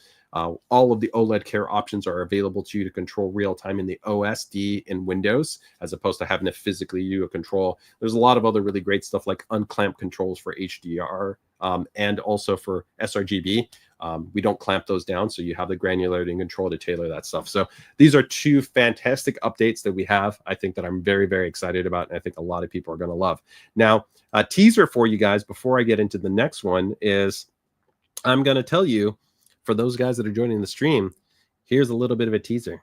We are looking to confirm for you that we have an upcoming WOLED 540 hertz 27-inch display that will also have that true black glossy design that we're going to have on this display. So if you do want maybe that smaller size, there will be coming a 540 hertz. Now, keep in mind, we haven't even launched yet the 500 hertz QD OLED solution that we already announced at CES, but that will be coming in the not too distant future. So ASUS is, again, bringing it. When you talk about options, nobody else is giving you as much option as we have. We have already right now the fastest 1440p that you can get, which is the 1440p AQDP. So that's 27-inch 1440p 480 hertz. We're going to then have, of course, the upcoming 500 hertz 1440p 27 inches. And then we've got the, of course, 4K 240s and with the FHD toggle if you get the UCDP. And then we've got these new updates. And then we're going to have this 540 hertz true black glossy. And then we are also, for those of you guys that might be on maybe a more aggressive price point, we're also going to be updating the XG27AQDMG, which has been a fantastic option that we've had. It's pretty much our most price aggressive OLED monitor that we make. And this one, we will be updating it from the original, essentially glossy based design implementation to the true black glossy. So I think that is going to continue to probably be kind of like the super sweet spot if you really want to move into OLED, but not go into the much higher pricing that you see with some of the other displays. This is going to be a very, very exciting monitor when we look to release this. But there's also some really still great LCDs that we're going to be updating in the not too distant future with the new TUF Gaming 5 series. So if OLED is really too expensive for you, if you're in that price point where it's like, I'm looking at, 250, 350, $400 max, I got some really exciting options for you that are going to be coming up into the TUF Gaming models that I'd love to kind of talk about here in a second. But those are going to be some cool updates for you guys. These right here are cool, some cool teasers. So keep in mind that we will have those two right there. So those are coming up. And again, that's a follow-up to the XG32U series. So before I get into the next display, let me see if there's any quick questions on those. I don't have confirmed pricing for you guys, so you guys are just going to have to wait and see when it comes to the pricing on that side. But I think those are two pretty exciting updates. So let me go ahead and see right here. Hey, Wes from Lando Seas, any updates on the ROG, the Milnor? That's our UPS. Not as of yet. I think right now, probably we're not going to have any updates until probably mid Q3, late Q3 timeframe on that, guys. So, yeah. So this is actually a really good question, is I keep forgetting the difference between the PG and the XG series. So let me show you a really quick thing on this, because this is actually kind of important. So PG series is our flagship series, and those are going to be ROG Swift. Generally, when you see XG series, that is ROG Strix. So just like anything that we have within the ASUS ecosystem, TUF Gaming is like the good, ROG Strix is the better, and then ROG without any Strix is the best. So it's a good, better, best strategy. So let's look at a good example of something like the XG and the PG and how it would exist right now. Like, where would there be a difference? So I'm going to go ahead and bring up two monitors, and I will show you where the kind of difference might lie. Okay, so we will use our recently launched 27-inch OLED monitors between the XG and the PG. Okay, so let's go ahead and do that. So here's the PG. So this is the higher end monitor. It's a little bit more expensive than the XG monitor. Now, from generally the base specification standpoint, sometimes maybe the highest end spec might only be found on the PG. But in this scenario, actually, the spec is identical. They're literally both the same new 4th generation QD-OLED panels. They have the anti-flicker tech. They have the Neo proximity sensor. They're both 4K 240. They have unlocked aspect ratio control. Almost everything's identical. So where is the fundamental difference? Okay, so here there's going to be 3 items. One is the base. This is a full metal base. It's a much more premium base that we have on here. This is going to be a plastic and metal base. Now here, you might think it's only plastic, but it's not actually. If like you were to break the plastic, you would actually find that on the inside, it's actually a cast metal base, right? Which adds weight to it. So it's still actually very good quality, but that's where there's some reduced cost, right? Like this is going to be all metal, and this is going to be plastic and metal, right? Now, some people actually might favor this though. Maybe they like the little bit more compact base design that we have on this. Plus this one also has like the little slot that we have there if you want to be able to put in your phone. The PG model comes with Dolby Vision support, where the XG does not give you Dolby Vision. Now that's only going to be really critical in a couple of key games, because not most games don't use Dolby Vision, or maybe you're somebody that uses a lot of like streaming on demand services and you want to watch Dolby Vision so you can get that most premium kind of HDR experience. Well, you get Dolby Vision certification there, right? And then another difference would be this one comes with DP 2.1, which in reality, you have to have literally the most cutting edge hardware. You have to literally have a 50 series graphics card to have DP 2.1 support, right? That's not the majority of people that are out on the market. Also, maybe you're entirely fine with DSC. For me, to be honest, I have no problem playing in DSC. I don't see a perceivable difference. I would say a more real world experience might be that what's called black frame delta. So sometimes when you're alt tabbing between a game, you can actually have like a black screen that sometimes people under the DSC, they don't like that, right? And so with having the DP 2.1 uncompressed, that could be favorable, right? Because you don't want to have that little kind of black box being introduced, right? Sometimes when you're alt tabbing out. So those are 3 differences. Really, You do have to kind of, it varies sometimes between one model to the other model. So you have to kind of check inherently what might be the difference between XG and PG. But a lot of the core things that I think are very important in terms of the experience. So the warranty, the factory calibration, generally the OSD controls, all of those things are going to be consistent between the models because they're still under the ROG lineup. It's just, I would say there's going to be some more premium editions you're going to get within the PG series than you're going to get within the XG series. So hopefully that answers that question. Okay. All right. Let's go in and I'll check one other question. If not, we're going to keep going on the monitors right there. I love that, man. Pasquit says display widget is goated, man. That's very, very good, right? Seriously, ASUS display control is so much better than the competition. We've worked really hard on it. I do agree. If you guys have not tried Display Widget Center since its release, I think it's really right now the best overall well-rounded software for Windows management of your OSD display. For me, I don't ever physically touch my display anymore. I just use Display Widget Center. I find it so much more convenient, especially for little things. Like one of my creature comforts is I love, like I said, having the app profile syncing. And then I love being able to control my brightness with just the keyboard hotkey, where, you know, like in the beginning of the day, I'm fine with it maybe being brighter, but then maybe later at night, I just want to be able to adjust the brightness down, right? Because maybe I don't want the monitor to be as bright. So it's really nice and convenient to be able to use the Display Widget Center software, right? Okay. Yeah, so Dan Evil says, I hate the DSC black screen. So that's where the DP 2.1 experience would be favorable. But again, to resolve the DP 2.1, you also would ideally need to also have a corresponding graphics card, right? So you need to keep that in mind. Zachary, any news on anything bigger than 35? As of right now, no. Everything I'm going to be talking about is all going to be within underneath a 35 in terms of the actual size for the monitors, okay? All right, so let's go into the next guy here is going to be, this is going to be really be for the competitive guys out there. So I know I covered the OLED first because probably most of you are going to be most interested in the OLED side of the fence.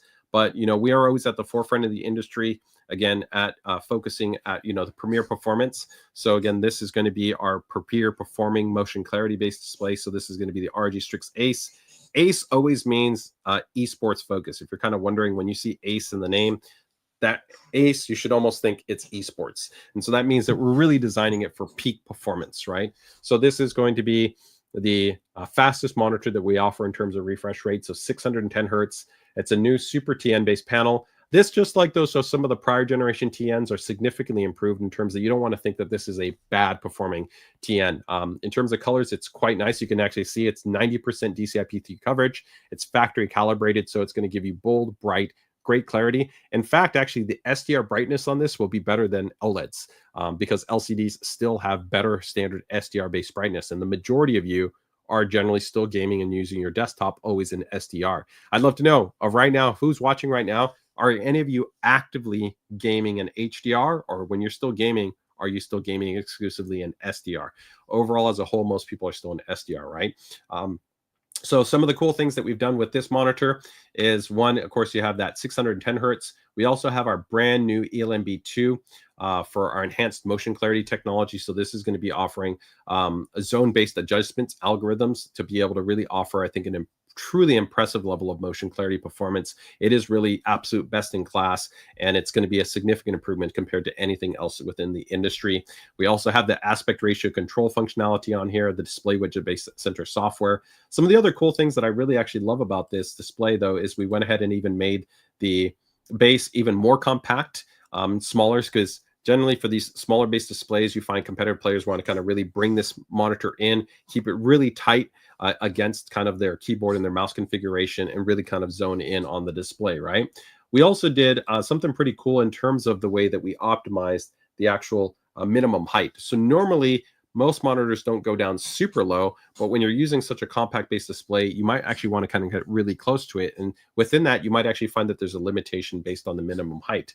So we've actually redesigned it to where you notice right here that we reduced the minimum height to even go to a lower level, but it also has an angular kind of almost scoop and adjustment. So if some of you guys have seen people kind of crouching in and kind of leaning in, we've kind of optimized the layout design specifically for this type of user, right? So again, really for users that want to have that competitive edge and really dial into that 1080p based gaming experience, this is where it's going to be at, right? So if you want kind of that top tier level of motion clarity. The ELMB is going to be there, right? The optimized tuning of the panel. This has ultra low input based processing as well, which really aligns well with, of course, the fastest based GPUs, as well as, of course, it's also aligning with things like our 8K keyboards and mice, right? To be able to make sure that from end to end across the latency chain, you can make sure to have kind of that winning edge, right? So whether you're jumping into Valorant, Rainbow Six Siege, right? CSGO, Call of Duty, right?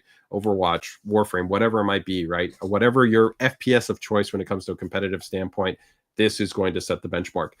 This one should be coming in, I would say, in early Q3 in terms of the time frame. We have not finalized the price point yet for the North American region, but I would expect here at a minimum to at least see the same price that we had for the ROG Swift 540 hertz display, if not higher. So just make sure to keep it tuned in terms of that if this is going to be a monitor that is going to be of interest to you. All right. So, and I also say for people gaming in HDR or SDR, right now, just drop in just refresh rate. What is the refresh rate of your current gaming monitor? All right. So Paskowitz says HDR when possible. And then Rodney also says, I game in HDR. I'm with you. I love gaming in HDR. I mean, I've been playing on even when we had our mini LED, and actually sometimes I still actually enjoy the mini LED HDR experience more than even OLED, just because you can still even have brighter highlight points, right? Especially if it's a really good mini LED based panel, I can still be quite compelling in that regard. But yeah, I mean, for me, when you do have really that immersive experience of a real HDR game, it is actually hard to kind of go back to an SDR experience. But as a whole, most people are still gaming in SDR, right? So feedback from people here, Paskowitz is, so Zachary says HDR at 120. Paskowitz is at HDR at 240. Michael is at HDR at 144. And then Tech is at HDR at 165. Actually, I'm surprised here, but maybe not, right? We're talking to the ROG community here, the PC DIY enthusiast community. So not surprising to see that we've got more people than standard here. Actually, every one of the commenters decided to go ahead and throw in their hat to say, no, they are gaming in HDR, which is very cool to see. So very cool. We almost had the entire spectrum right there kind of represented, right? HDR 144, 165, 120, and then also 240, right? So pretty cool, man. Kudos to you guys. Very cool to see. All right, let's go ahead and continue on there. So another update in terms of actually the displays is going to be the PG32 UCD-MR. So on this guy, it's going to pretty much be the same exact monitor that we have right now with the PG32 UCD-M, which that's going to be our 4K 240 hertz QD OLED based monitor. So I'm not going to recap all the spec and feeds on that. That's pretty much right now the flagship kind of 4K 32-inch based monitor on the market.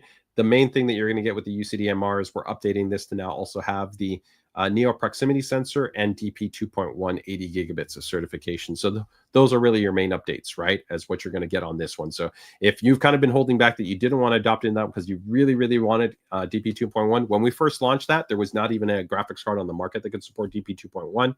But now that, of course, the GPUs are available, we're going to be making that transition update. So we're going to be going from that PG32 UCD-M to the UCD-MR. So the UCD-MR will be implementing that DP 2.1 support, and again, also have that Neo proximity sensor. All of the other great ASUS OLED-based design features, functions, and spec are all going to be there. So aspect ratio control, display widget center, the threaded mount, right? Unclamped and unlocked controls, all that good stuff. It's all the same. There's not going to be any difference in that regard.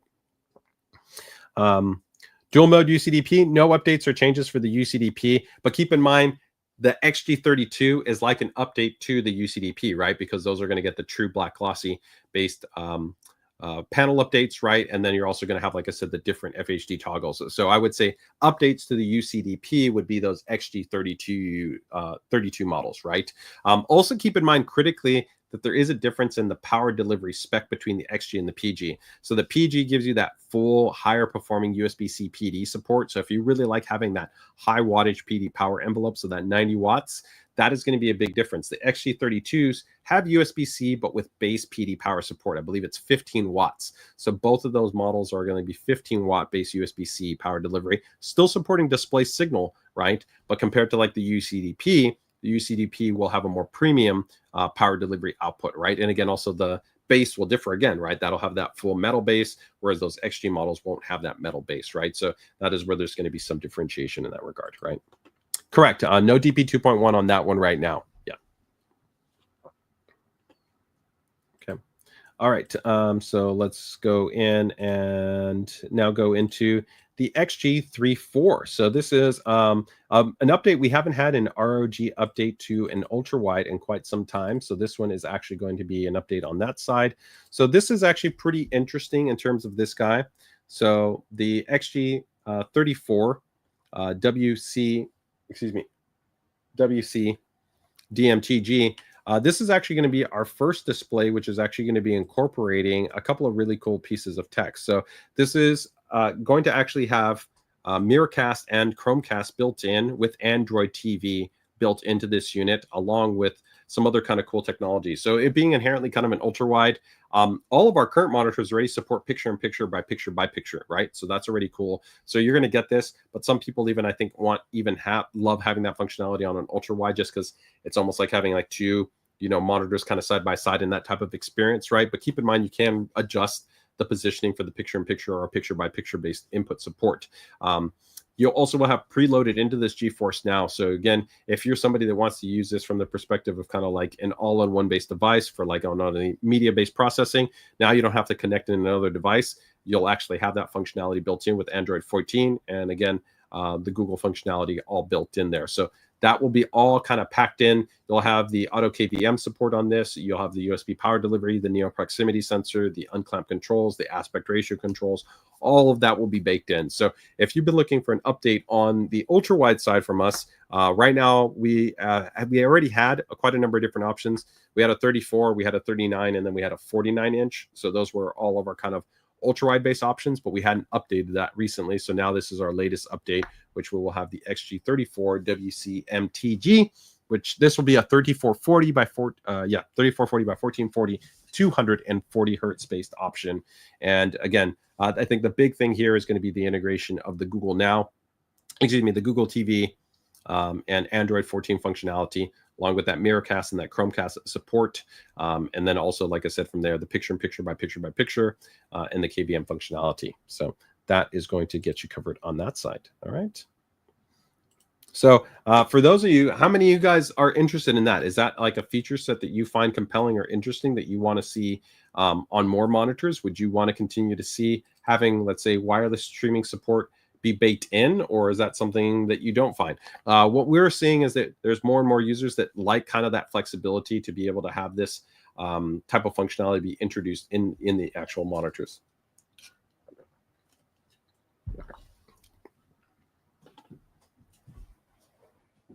Oh, and sorry, I did note for that monitor also, we've gone ahead and updated that one. That one also is going to have, yes, it should actually be Dolby Vision and Dolby Atmos, because the speakers, normally when we do have monitors that have speakers, I would say that they're generally more base spec. So usually it's like a 1.5 or like a 2-watt base speaker design. These are actually going to be 5-watt base speakers. So they're actually notably improved, because again, with that more media-based focus, if you're somebody that kind of likes a little bit more of a casual kind of experience where you don't have to use headphones, you might appreciate having against the higher wattage based speakers, which are going to be good for, like I said, some casual gaming, podcasts, music playback, video watching, streaming services, things along those lines. So you will actually have both of those techs built into the unit. So again, 5-watt speakers with Dolby Atmos and Dolby Vision. And in terms of the question, is it going to be WOLED or matte or glossy? Actually, this is a QD OLED solution. So inherently, because it's QD OLED, that means it's going to be semi-glossy, right? So if you prefer kind of a little bit of that kind of sharper image, a little bit more contrasty image, then this is going to be favorable to you. But again, it being that QD OLED, you do have to consider, like I said, that some of that ambient light handling. So again, that's going to be a difference between, let's say, the WOLED 34-inch that we already have right now. We do have a WOLED unit, which has the AR matte coating, which that could be favorable. But the big difference, though, is that one has quite a bit more of an aggressive curvature. That's an 800R curvature, whereas this one won't. So keep in mind that there is a difference in that regard. Okay. Timothy goes, any chance of a 5K, 2K monitor? No commentary on that as of that right now. I don't have anything to confirm in terms of any type of product in that side. But as always, if we'll have something else, make sure if you're watching us here, or if you're, of course, part of the PC DIY community, you'll find out about those updates when we do have them available. All right. So I think that is all of the OLED-based updates. So let me go ahead and just round them out here with the VG series. So give me 1 second here. And I just want to bring up the VG monitors really quickly. So, yeah. Okay.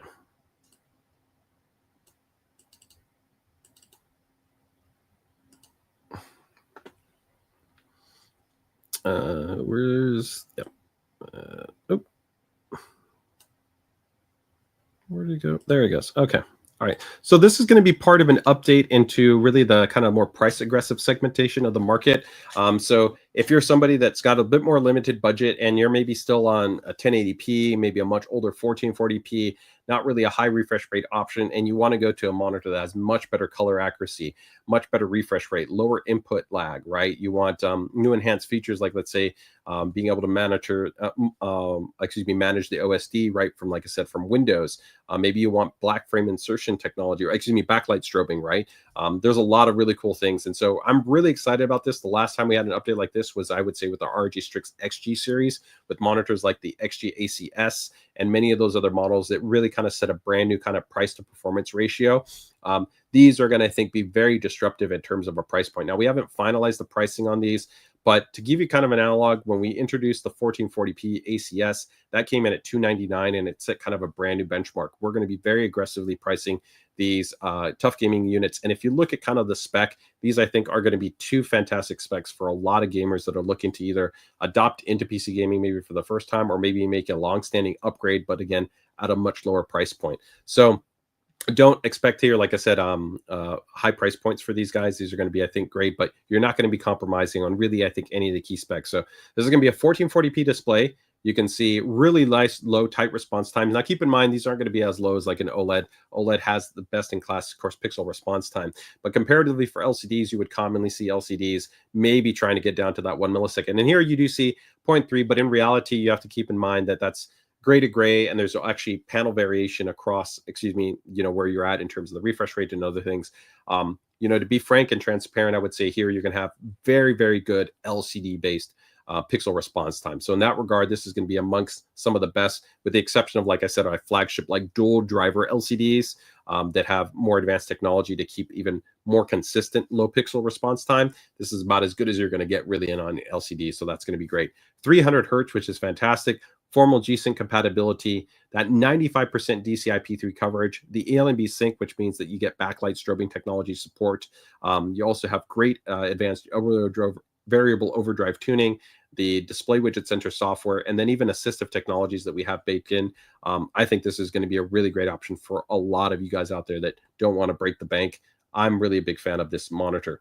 Now, one thing I want to kind of show quickly here is going to be just kind of two things in terms of how we do a couple of elements on this LCD. One is going to be, we have the newer version of kind of our shadow boost technology, which helps to, like I said, be essentially not as aggressive as it was in the past. So we introduced this already on our ROG series monitors previously.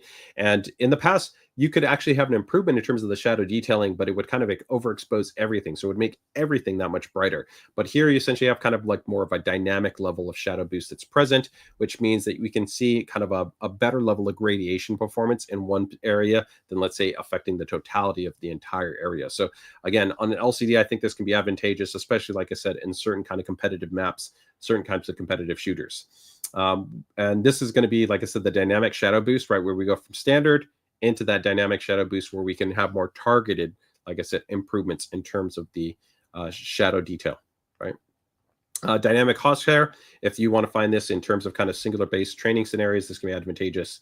And then gaming visual. Now, this is something that we've done in a lot of our monitors, and I talked a little bit about already, that you can match your monitors kind of applications or games to specific presets. But a really cool technology that we introduced with Display Widget Center is also AI Visual, which means that it will automatically look at the frame data on screen and make adjustments for you.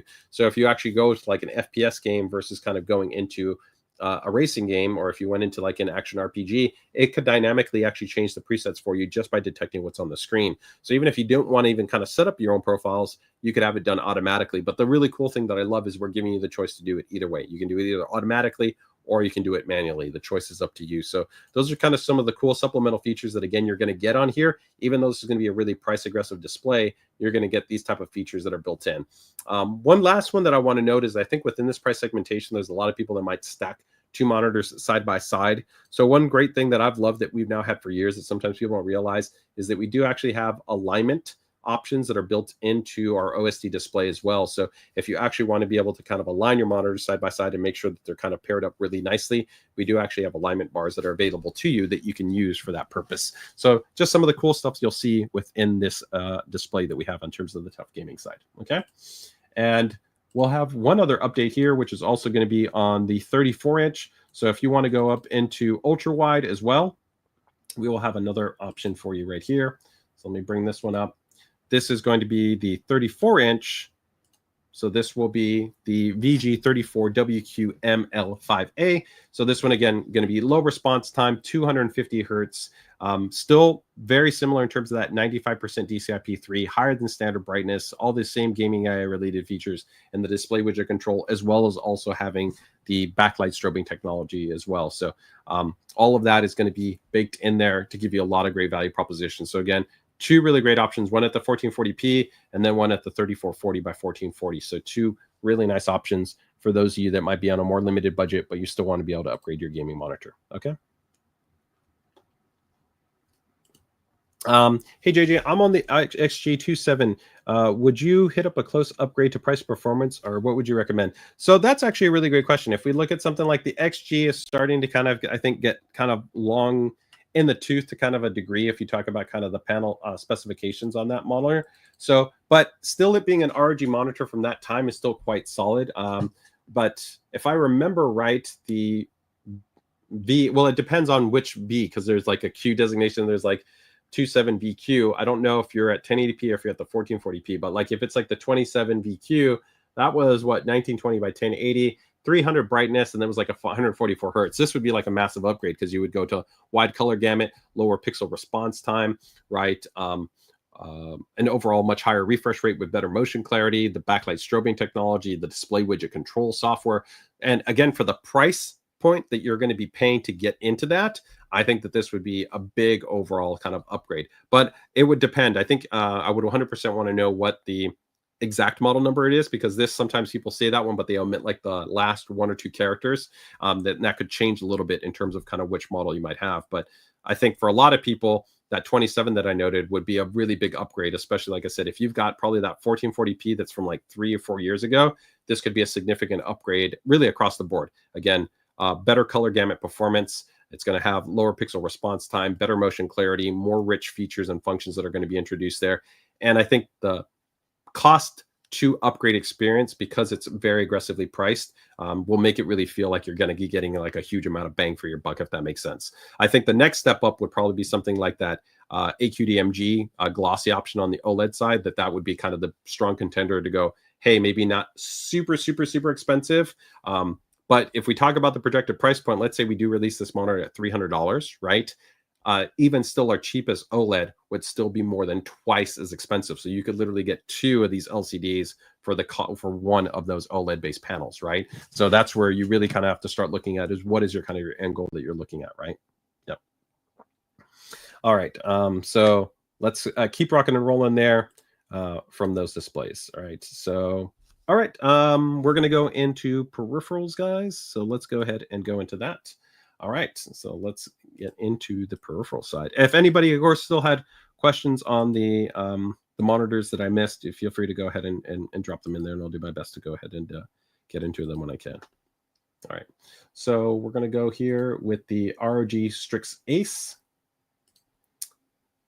Excuse me, the ROG HARPE ACE. But our second generation. So let's go ahead and take a look at this guy. So this is going to be our new flagship ultralight gaming mouse, right? So this is going to be, of course, pretty much a semi-ambidextrous based model, right? There's still an affinity, right, for right-handed based users. But really the big updates here is there's a brand new actually MCU. So if you're not familiar with that, that's the actual chipset that's used inside here. It's going to allow for native 8K based support. In the prior generation, we already had models that supported 8K, but you had to use the polling rate booster. Here, there's no polling rate booster that's even required on that side. This also even has a lower level of latency performance to it compared to the prior generation, which was already industry leading, outstanding. We were already targeting sub 1 millisecond latency. Generally, our target goal was about 0.9 milliseconds. Here, this new MCU offers even better RF attenuation performance. So that means combating against kind of ambient kind of RF competing signals, maintaining outstanding battery life performance, right, along with sensor performance. Lighter weight, the prior generation, right, we had was already very light at 54 grams. Here we go down to 48 grams. We also revised the coating material here, so there's a little bit more tactility and softness, I think, to the actual coating. So if that's something that you favor, I think that is going to be something that you'll prefer and find. Also within this model, we still keep the RGB scroll wheel, which is nice. Most of these super ultra lightweight mice don't. Of course, you have USB-C connectivity with quick charging based support. Another really cool thing is going to be these models do support actually 3 levels of software control, essentially. So one is going to be with an Armory Crate. That's our normal utility. If you have a lot of ASUS components, you probably already have Armory Crate installed on your system. The second option is going to be something that we launched about now almost 2 years ago, which is called Armory Crate Gear, which is a lighter weight utility. And it's just focused at just peripherals. The only thing it does is just peripherals. But new for this mouse, as well as for some of our new keyboards as well, is we have now what we call GearLink. GearLink is actually a driver-based, a software-based platform that pretty much just launches in your web browser. So you just connect, you go into the web browser, you put in the address, and it will connect directly to the device and allow you to make direct management control to the peripherals.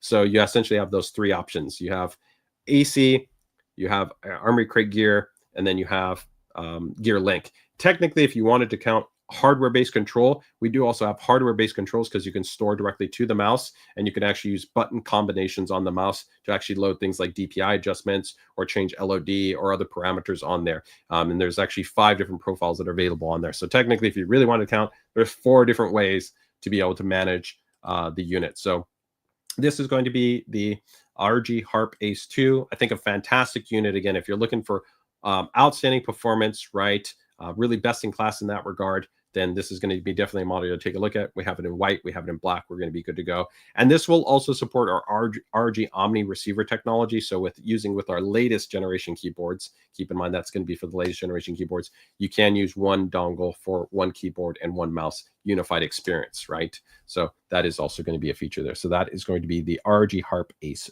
II. Okay. All right. Let's go into the next guy, which is going to be the Falcata. Is ASUS considering micro LED panels for the future? Yes, we are still. We recently released late last year, we had an update to our ProArt line, which actually offered the best-in-class industry newest improvements to mini LED with the PA32 UCD XR, which was actually using a new micro LED based implementation with a new number of IC controllers. The IC controllers actually are critical to the performance of mini LED because they help to manage things like haloing and blooming and their overall kind of responsiveness. So the more number of IC controllers you can have, the more favorable the experience you tend to have for the mini LED implementation. And of course, with mini LED, you get outstanding efficiency along with even better SDR and better peak HDR brightness, right? So that is still a very exciting technology, and we're still continuing to look at. Right now, we don't have any immediate updates. I think right now there's still a lot of feedback from the community that they're most excited about OLED, but we are still continuing to evaluate and look at select opportunities where we think mini LED can offer an exciting, compelling experience. So that is still something that we're consistently evaluating as part of our product stack, okay? All right, so let's go ahead and go into the Falcata. Let me go ahead and go here, and we'll go into the Falcata. The Falcata, I think, is pretty interesting for you guys. I think probably most of you might have seen it as it kind of popped up in the early previews that we had there, right? So let me go ahead and bring up the images here.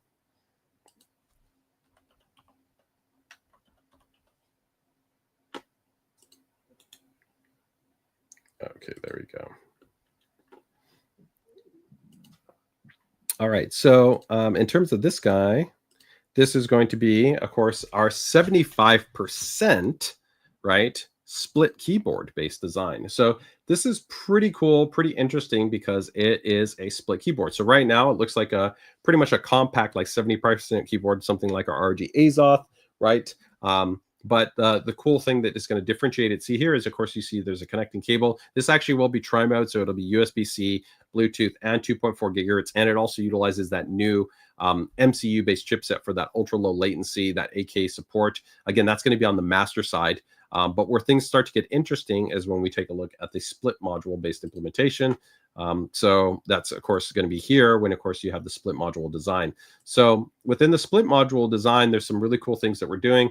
The first one is going to be you have this rapid trigger toggle. So this is already like what we did with our HFX ACE-based keyboard. So that means you can pretty much dynamically go from like daily driver normal mode to immediate kind of gaming mode. So normally with this having, of course, our latest generation V2 version of our Hall effect-based switches, which are actually even improved from the first generation switches, which we just introduced last year, right?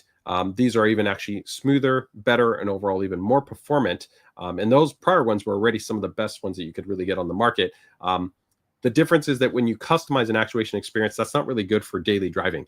You don't want to be sitting there writing email or chatting to somebody on Discord or on Reddit with custom actuation, because it's going to be too inconsistent and it's going to be a really poor experience. So normally you would have to kind of go into software and change settings or load in a different profile, things along those lines. Now we make profile switching really easy. You can actually see that here you have 1, 2, 3, 4, 5. There's actually multiple onboard praise profiles, so you could dynamically switch between, let's say, daily driving to this game, to this other game, to this other game. You could do that. But this hardware-based switch is a really quick way to go essentially from the rapid trigger to a non-rapid trigger based configuration. So literally just flip that and you can go to kind of daily driver mode, and then you could go to kind of gaming mode. You could also go ahead and make adjustments to the actuation experience on a purely hardware-based level without actually any software by using the actual integrated scroll wheel. But the scroll wheel can also be tuned to different types of adjustments. So if you want like volume adjustment, you can do that. Plus, there's also unique key bindings that you have available to you that you can also do that. You have an integrated silicone wrist rest right here that can actually be decoupled, so you can actually unscrew that. So if you don't want the silicone wrist rest, you're good to go. You also, on the underside, actually have threaded mounted feet that can be adjusted for different actually ergonomic setups. So if you want to be able to have a little bit more of a tilt or an incline or adjustment based on your tendency to have pronation or not have pronation, you can go ahead and make an adjustments to that. Overall, I think it's a really compelling based offering that, again, can kind of be tuned and tailored really, I think, for competitive players that really want a great experience and a great deal of flexibility to be able to kind of afford not only, I think, a more ergonomic based experience, but also a more compact and profile based experience. Do keep in mind that when you do set this up as well, you can just kind of use the master based unit as opposed to the master and the slave based unit configurations. So that's ultimately up to you in terms of how you want to be able to manage and complete the overall setup configuration. Let's see any feedback on here. Sean says, hey, this is pretty cool. Is there any update on the ROG Thor? I will be talking about the Thor in a little, almost at the very end of this, because the Thor is not new, although I'm going to be talking about the new white version of the Thor. But right now, we are expecting still a little bit of a delay in terms of the availability for the Thor 3 within the North American market. There's just a lot of current conditions right now that are affecting the rollout. So I think right now, at earliest, we'd probably be expecting I think, an early Q3 timeframe release for the Thor 3 based models. So as of right now, you will see the Strix Platinum models available, I think, before the Thor models. We have started to get ready to, I think, push those in terms of channel distribution. Keep in mind that the Strix Platinum, I think, is a great option unless you really want the OLED display that you get on the Thor. Those are going to be outstanding in terms of their power topology and their design. They're having the same actually cable quality. They're super low in terms of their acoustic performance because you have the larger heatsink assembly, and you also get the GPU voltage design that's exclusive to those ROG models. So only the Thor and the Strix Platinum actually have that GPU voltage stabilizer design. So unless you specifically want the Thor, the ROG Strix Platinums will be available before the Thor 3s within the North American region. Okay. So Suman says, love this keyboard. When will it be released? We don't have a finalized price point, so just make sure to kind of keep it tuned in that regard. In terms of availability, I think we're hopefully going to have this before the end of Q2, possibly maybe going to the very beginning of Q3, but make sure to just keep it tuned for updates on that side. Okay. All right. Okay, so that is going to be the ROG Falcata. So from you guys, just overall, what did you think about that? Is that something that you guys find that's kind of interesting or compelling in terms of the overall design or that feature set? Or do you guys kind of appreciate the flexibility that's being afforded there? And what do you think about also, is anybody right now, are you actually using a rapid trigger? Does anybody even have something like the Falcata Ace HFX, where we had that actually had Hall effect space switches? What we found from our perspective is that most users right now, because you can actually already have great latency and great actuation with a normal switch, where we worked really hard to make these really great quality switches within our ROG NX or ROG Snow or Storm switches. For a lot of users, I think that they find those already great experience. So it's really only when you start to get into, I think, a little bit more of a competitive player, somebody that might not be pro, but maybe they're competitively in, ranked ladders, right? They're competitively kind of going day to day, and they want to have the best experience possible. Especially within the FPS segmentation, that's when they might be spending that effort to kind of go into the custom actuation. It's the reason why, as of right now, these are going to only be the 2 models that we offer that have essentially that. Where I think on the other side, we've already focused at giving you great latency, great actuation tuning with smooth, responsive switches that sound great, right? On so many of our other keyboards, that's where kind of the focus has been. But what are your guys' overall thoughts there on that side? He goes, I definitely want it. Okay, very, very cool. Zachary says he would prefer 100%. That's interesting. I think, the reality is what we kind of look at is that the biggest value here would really be, I think, more towards users that are prioritizing a compact-based profiling because they're using this as a competitive kind of gameplay advantage. Although definitely you could argue that ergonomics should be favorable for everybody, right? So if you talk about just a split keyboard design, it would be beneficial for anybody, including somebody on 100%.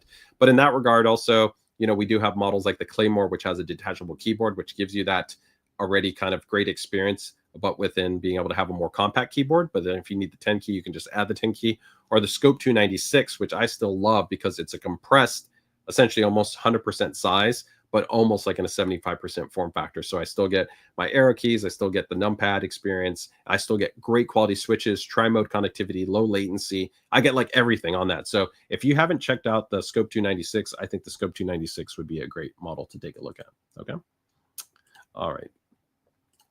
So peripherals, the Falcata, the Harpe Ace. Okay, Sheath 2. So let's touch on this one. So this one is pretty cool. Just this one's a really small update. So we actually have quite a bit of large desk mats right now. So we have the Scabbard 2.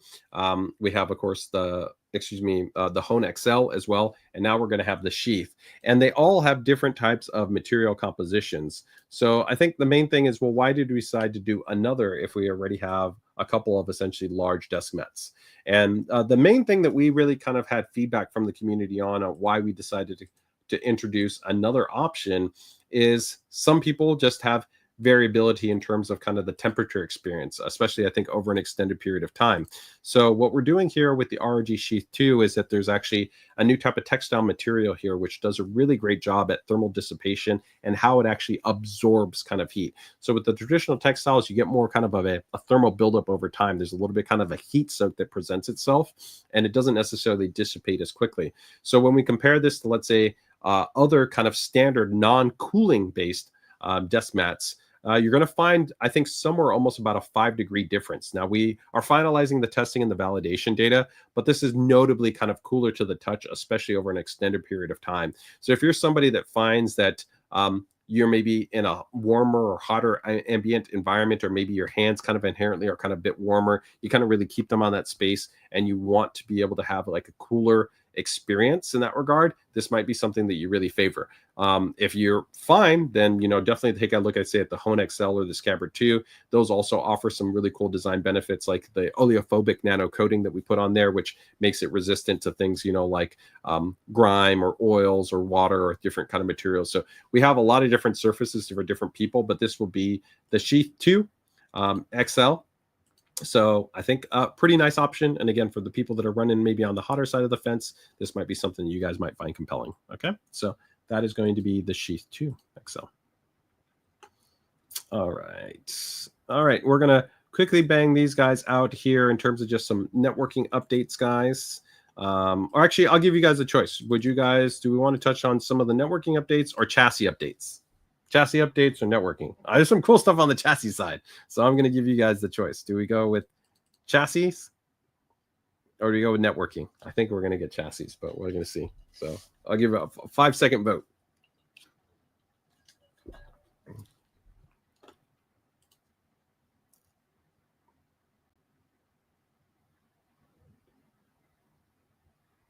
So Go to Truth says, my Claymore has been great, mostly used without the numpad, but it's nice to have the option. I agree. Like one of my systems, I still have daily driver there. I mean, I've got Azoth Extreme, Azoth, Scope 296. I've got quite a number of different options, but I still love that flexibility that Claymore gives, right? You know, if anything, I'd love to see maybe another updated Claymore in terms of the design, right?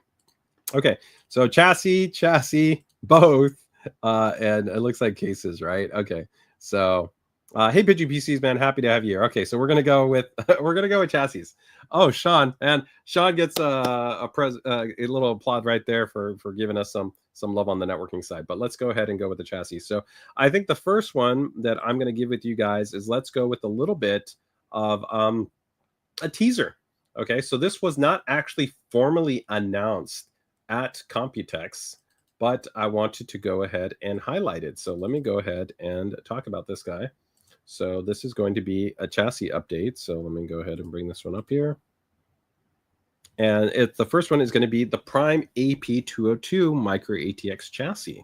So this is going to be a new chassis coming out from us in the not too distant future. So this is going to be within the Prime series lineup. So it features a kind of a refined and kind of very minimal design language to it, which I think works for a lot of different builders.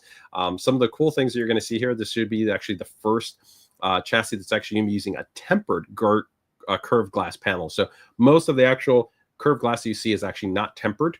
The main differential is that if you were to actually accidentally drop this, or if you look, you know, in forum threads, you know, in Reddit, you'll see that when sometimes these things drop, they can smash into a huge number of pieces. And of course, tempering not only makes it more resilient and stronger, but if it was to potentially fall, it's far safer, right? Because it's essentially going to kind of be more fractured than necessarily would fall into all of these kind of different types of pieces. So this actually took a lot of actually factory validation work and actually kind of testing to be able to do what we've done here. But some of the really cool design elements is there's actually a guided frame design. So when you actually pull this out, there's actually a frame that allows us to kind of hold on to it. So it actually will pull out on the frame, and then you can pull out the entirety. So you don't kind of have to have this like weird kind of just like, oh, I immediately kind of pull off and potentially drop it. So there's actually a frame that helps to guide you inserting it and removing it. We also have this patented design that we have for our kind of airflow design, which we've actually tested with a very high-end configuration. Our internal test when we first started the development on this was using a 14900K at full power limits along with a 4090 based GPU. And what we found is with this type of airflow design, we were able to reduce the temperatures by more than about 8 degrees. So it's a noticeable improvement, but it also adds an interesting visual characteristic where with the RGB illumination, you have kind of this cool undertone lip that's present there that looks pretty cool. In terms of flexibility, this will really give you a lot of options, right? You can fit a large 360 millimeter AIO. You're going to also have, of course, support for the largest space graphics cards, including like our ROG STRIX or Astro series based cards, mini or My2X based motherboards. We will most likely be bringing in both versions. We'll have a version that is called the Plus version, which will have 3 pre-installed ARGB fans, and then the standard version, which you see here, and the white or the black, which won't actually have the pre-installed fans. So just a little bit of a teaser. What do you guys think? Do you guys like the ID design? Do you guys like this concept? And I'll give you a little bit of another teaser is that we will have a big brother to this for the ATX side. So while we already right now have 2 great options from a panoramic base chassis with the GT502 Horizon, and then also with the A31, which is a compact non-dual chamber design, which I really love. We're also going to be offering another updated model with the AP304. So make sure to keep tuned to be able to see that model. It's got a really interesting design aesthetic that I think you guys are going to dig. Okay. Let's see some of the feedback right here that we have right here. So Michael says, I love the AP202 design, the glass and the space under the light, separated air intake. Yeah, it's pretty cool. HO Computers gives us, it's a neat one. Michael notes, yeah, I like the design, right? Pasquit says, I really like it. Very cool, right? And PGPC says, a case looks amazing. Really cool. Man, thanks for the positive feedback, guys. I think the team has done a really great job with this chassis, and I'm very excited about letting you guys see it in the not too distant future. So I think it'll be a pretty cool update that we have in that regard. Okay, so let's go to also another little bit of an Easter egg and a little bit teaser. And again, credit to Justin Chu for helping me out here and getting a little bit of these early previews. Now, we did not release an actual press release for this chassis, but we showing it off kind of in a little bit of a subdued way there at Computex in one of our demo systems setups. So this is actually going to be the GX601. So for many of you might be aware that the first actual chassis that we had under the ROG lineup was the Helios. This is kind of an updated version of the ROG Helios. So you'll see one of the first big kind of differences within there is there's no more large kind of tempered glass in the front. Now, the reality is some people might have thought that this limited really kind of the overall performance. For Helios owners, you will have many of them in the community. You'll find that they had very high-end builds, and this is not an issue because most users would actually be putting the AIO solution at the top of the chassis, not at the front. So there was more of an aesthetic focus in the design. But I think with users really looking to try to say that they want to prioritize, quote unquote, even the perception of kind of a thermal performance characteristic, this is where we've made one of the biggest departures, where in the prior generation you had the full glass facade in the front, to now we of course go to a vented based design there on the unit. I don't know what your guys' thoughts are. I still think the ID design is really cool. I like it. I like that it has a stylized design element to it that still feels a little bit unique. Not just kind of some generalized slats, right, that you would have in there. So it does have a little bit of unique kind of intelligibility. I still like the strap designs that we had on there, that we had on the original Helios as well. But it definitely does bring a little bit of a different vibe to the visual presentation than we had with the original Helios. Going in a little bit more, we can kind of see some cool kind of reflection design elements that you can see also carried through on some of the newer ROG products, like we see with the Astral series, which keep this same kind of reflected kind of elements that, again, when they're not kind of contrasted with certain light patterns, they'll just look kind of clean and really nice and silver. But when they do add a little bit of that kind of light in play, I think it gives it kind of a cool little bit of bounce to it. And it just gives you a little bit of a different kind of feel to it, right? Which is pretty cool. Here's another shot where you can, of course, see on the back where we've got a nice kind of panel-based design, which gives you some visibility, but at the same kind of hides everything off. So again, if you're not somebody that's super focused on having the strongest kind of cable management, it's not something you super have to kind of be worried about. It's still going to be quite nice in that regard. I still also love that we still have these little angles in play for the Helios, which I think look quite nice in terms of their design. It gives it some nice distinction, and still also kind of helps it to kind of throw back to the original design language that we had with the original Helios, right? And I think I've got one other image here for this one. Give me 1 second. I think on the inside, I think I have one other one. Give me one moment here.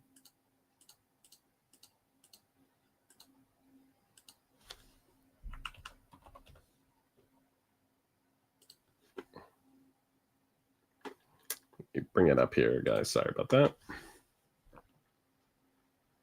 Where did it go? I thought I'd save that one. Okay, here we go. It's fine. I'll show you guys in our group space, because I just posted this one as a little bit of an teaser. So here we can see a little bit of an inside view there, and also looking great with the white ROG Astral, which is going to be coming up. And then there's a little another teaser for you is the upcoming ROG RYOU 4, which is going to be our BTF optimized cooler, in also white. So here you can kind of see the all the white synergy going on, right? White motherboard, white Astral, white cooler, of course, white chassis, and then even, of course, white power supply. You might want to really show off, of course, that here, this is just like the original one, where you also have an opportunity to put in the Helios, which the Helios has, of course, the display in there. So it looks nice in that regard. So there you can see here from friends over at Peachy Tech, you can also see kind of how like the Thor 3 in white, also that's a little bit of a teaser for you, is the Thor 3 looking really nice in white there. So that's kind of an updated little design look at what we have with the upcoming GX601 in white. And a little bit of teaser for you guys that like the big chassis, we will also have a GR801. There's no name for it yet, but if you want ROG panoramic chassis, it's coming. That's all I'm going to tell you. It's coming. It's going to be cool. I think you guys are going to dig it. It's going to look really interesting. And that's all I'm going to tell you. So you're just going to have to stay tuned to the PC DIY community to find out more about that chassis. All right. But what do you guys think about the new GX601? All right. And go here. Let me see. Any thoughts?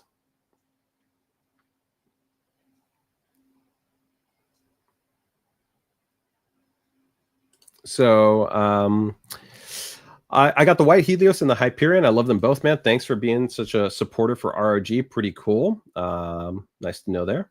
Oh, actually using the original Claymore, not familiar with the Claymore 2. Yeah, the Claymore 2 is a big improvement compared to the first generation, pretty much in every way. I mean, it has much better switches. There actually are RX-based switches, which have really nice keycap stability. It also had PBT switches. It had, you know, wired and wireless-based connectivity, much longer battery life. So yeah, the Claymore 2 is a massive upgrade compared to the original Claymore, but the original Claymore was quite nice. I really also like that kind of top metal with the etching that we did with the Meyer patterning finish that was present on there. But yeah, it's a big difference, the Claymore 2 compared to the Claymore 1 in that regard, right?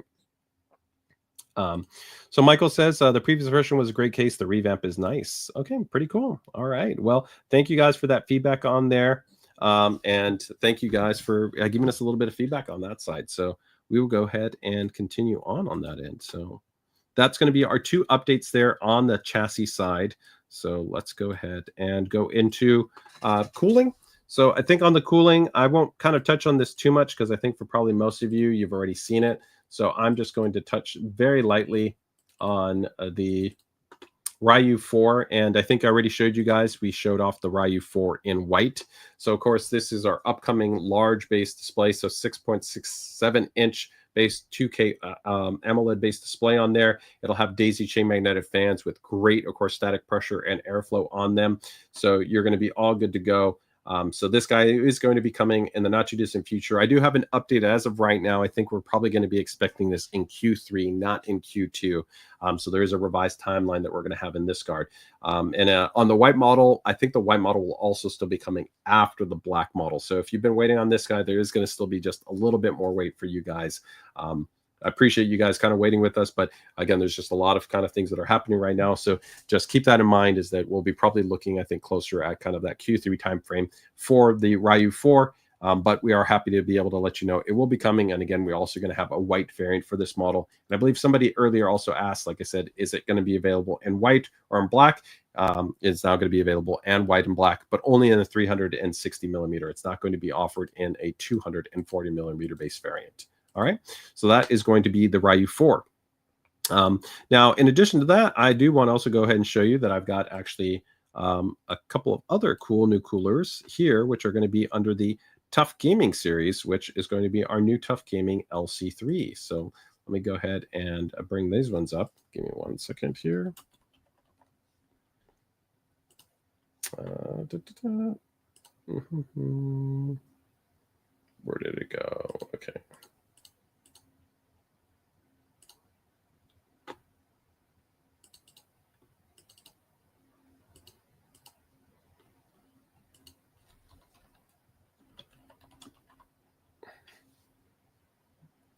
Okay, here we go. Yep. All right.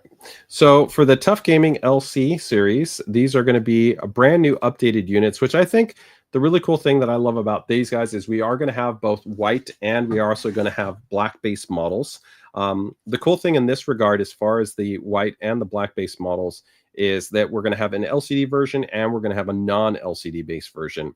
And one of the other cool things that you're going to have within these units is that from, I would say, like a price to performance standpoint, generally you don't have that many units more in the entry side of the market or the mid-range side of the market that actually have screens. You generally find screens that are going to be in the higher end of the AIO marketplace. So for these units, they are actually having a really nice IPS-based display in these units. I think is actually going to be pretty cool within this kind of segmentation within the marketplace. So I'm pretty happy to be able to see that we're going to be offering that. So let's go ahead and take a look at the new overall ID design. I really like this ID design. I think it looks really nice with kind of this little bit of geometry that's added into the kind of the compact head. There's some really cool things that we've done here also, I think, to streamline the user experience. So we introduced recently our Prime LC series, which again also introduced a screen at a very much lower price point for us. The other cool thing is that compared to, let's say, the higher models that had daisy chain magnetic fans, those are more premium fans to integrate, but they offer a really streamlined experience. So if you don't have the budget to step up to that, these units will actually have an integrated fan frame design, which makes the installation experience really, really simple. So when you mount this in, you don't pretty much have to have all these additional fans that you got to manage independently. They're in that unified fan frame, which makes the installation experience really streamlined. and just helps to make it, you know, a simpler, faster, and easier experience for a lot of builders. So especially if you're looking for kind of an easy streamlined upgrade where you still get great thermal performance, a really nice aesthetic, again, available in white or black, these might be a really great option for you when we do end up bringing these units to market.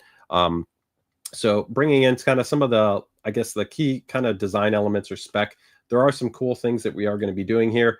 Along with the RYOU 4, one of the big updates you're going to be getting is that these will be updated to have our what we call new info hub system, which will have a lot of robust functionality in terms of what you can do to display and leverage in that big display. So on the display side too, a lot of the more entry units on the market are pretty small. If they do have this is going to be quite large. You can see it's a full color 2.9 display that's going to be on there. And then again, you're going to have that integrated fan frame. Tubing length is quite nice, and also the warranty is going to be the same as all of our units, 6 years. Sometimes for some of the other models that are a little bit more entry in the market, they might only have like a 3-year or 4-year warranty. So 6 years is pretty much what we're seeing across the board from us on that side, which is quite nice in terms of the warranty coverage. Pump speed is also quite good on this. It's going up to 2,800 RPM. Radiator is only 27 millimeters, so it's nice to still be able to give you good thermal dissipation, but not be so large that it'll kind of like really obstruct your ability to mount in to a more varied set of kind of chassis configurations. And the fan performance is quite nice compared to more kind of sometimes entry units, which go up to maybe about like 1,800, 2,000, maybe 2,200 RPM. You're going to have 650 all the way up to 2,600 RPM in terms of the fans. And static pressure performance is quite good at up to 3.82 and about like 90 CFM. Now keep in mind, max performance for fans is always at 100%. The reality is most people don't run at 100%. They're probably running somewhere between like 1,400 to 1,800 RPM. So that's where you really care about kind of a fan's performance is going to, I'd say, be like in the middle of the fan curve. And in that regard, I think you've got a performant enough fan to give you a great experience without being loud, which I think and sometimes is actually maybe more important than anything else. But here you can see some of the kind of the cool core spec that we have there, right? Again, 650 to 2,600 RPM.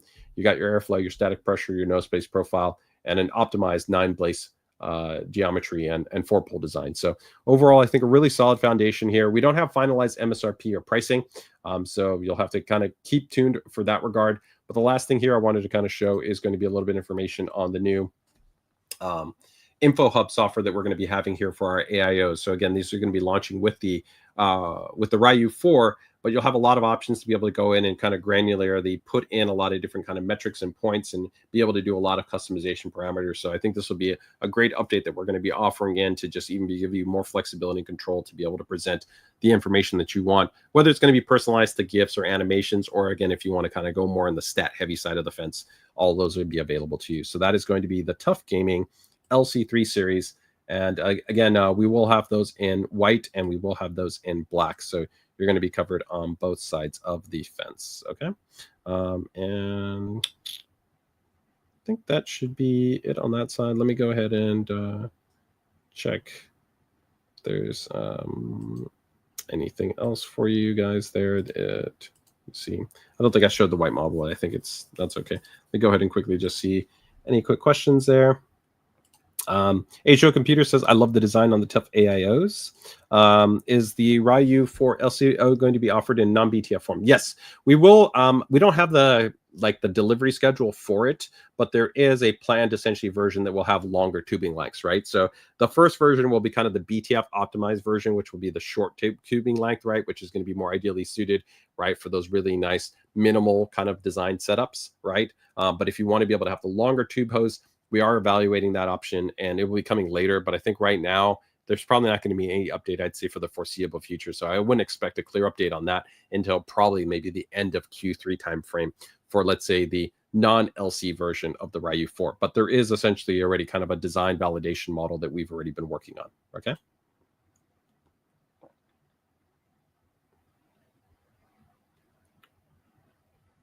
Let me go ahead and see. As R4, I'll take 2 in white and black, please. All right. Anything else? All right. Okay. Very, very cool, guys. All right. Hey, how you doing, man? Fantastic. Thanks for joining in the stream here. All right. So I think we're pretty much almost at the end here, guys. I think we just got a last couple items. Let's see. Chassis, coolers. Where were we at here? Okay. So, okay. I know. I got one for you guys here. So this is, if you guys are part of the PC DIY group, you might have already seen this little bit of a teaser, but I'm going to go ahead and show it to you guys here. So give me 1 second. For those that aren't part of our community, here is a little bit of a teaser for you guys. So let me go ahead and show this one off and bring this up here. So give me 1 second.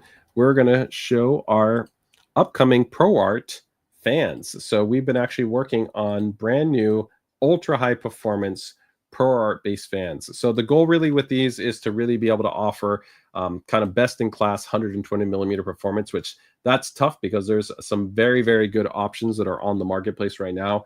We have been working on these guys for quite some time.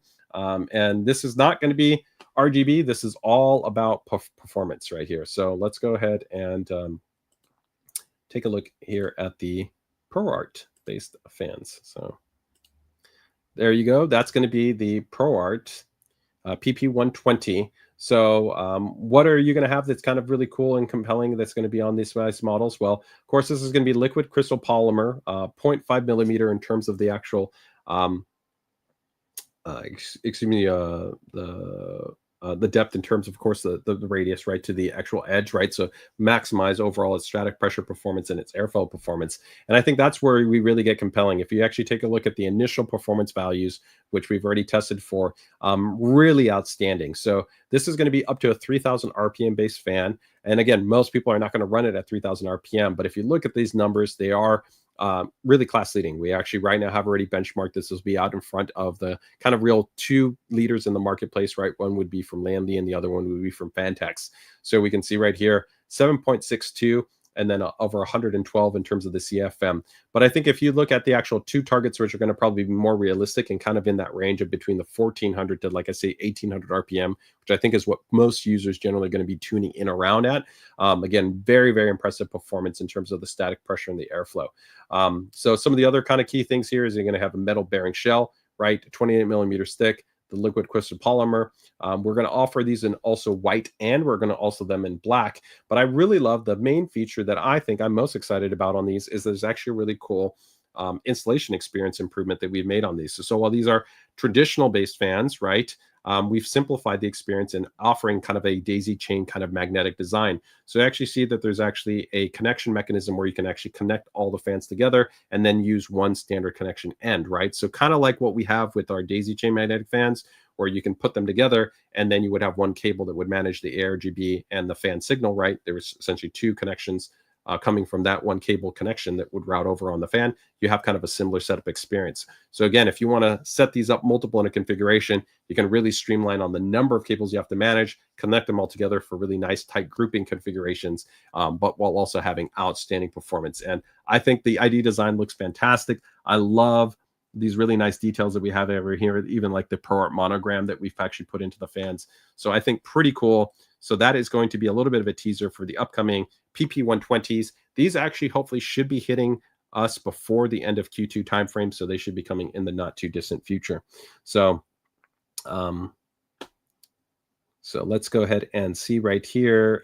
Any feedback on that side? H2O Computer says, these look hefty. Yeah, these are definitely going to be, you know, thick, very performant-based fans, again, with that metal bearing shell-based design. Of course, the liquid crystal polymer, you're going to feel that, right? You're going to feel that these are not kind of lightweight fans. They definitely do have some heft to them. I wouldn't say as kind of heavy as something like the Apex metal-based fans, but definitely here in terms of performance, they're very, very nice, right? Yep. And then we have, hey, I'm a fan of it, right? Okay. I like that, right? When you see any Cam 2 motherboards, you know, I don't know if I have the preview image right here. I could show you actually one of the concept boards that we did where we had Z890 on Cam 2. But the reality is, we are continually co-working with actually memory partners on Cam 2 validation on motherboards, but there isn't necessarily an immediate requirement. And I think part of that is because when you already look at CU DIMMs are already offering kind of top level of DRAM scaling. And even without CU DIMMs, if you take a look at the DRAM topology enhancements and the memory controller technology that we've been able to showcase with a 2DIMM based motherboards like what we do on the Apex series, again, we've already broken the record multiple times, right? We've gone from 9,000 MT to 10,000 to 11,000 to 12,000 to almost 13,000. We literally are almost at 13,000 without even utilizing CAM. And if you want to talk about being able to maximize OC scaling range, in for the majority of users, without even going into the extreme segmentation, if you even look at updates where we've enabled CUDIM support for AMD and for Intel, where you can routinely now be able to exercise 8000 MT for the vast majority of CPU configurations. The requirement to go to CAM2, which adds some additional design complexity, and you also have to have some design considerations for the user in terms of how they install it. You don't have to manage that. Like, right, you can still use traditional DIMMs. You have overall better thermal dissipation characteristics. You have the RGB lighting, which for some users, they really love that aesthetic elements, right, that they can have there. And again, we can offer outstanding DRAM frequency scaling. So we're continuing to look, I think, at CAM2 for where it might make sense in different kind of market options, but we have no immediate models that we're going to be bringing to market. And I would say for people that care about performance, CUDIMs is right now is the way to go, right? And you can now actively buy CUDIMs on the market with actually a good amount of choice, and it will continue to even get stronger as we get into the kind of Q3 and Q4. You're going to probably see CUDIMs from almost all of the leading memory manufacturers at least having a couple of CUDIM offerings for people that really want to focus on frequency and density, right? Yeah. All right.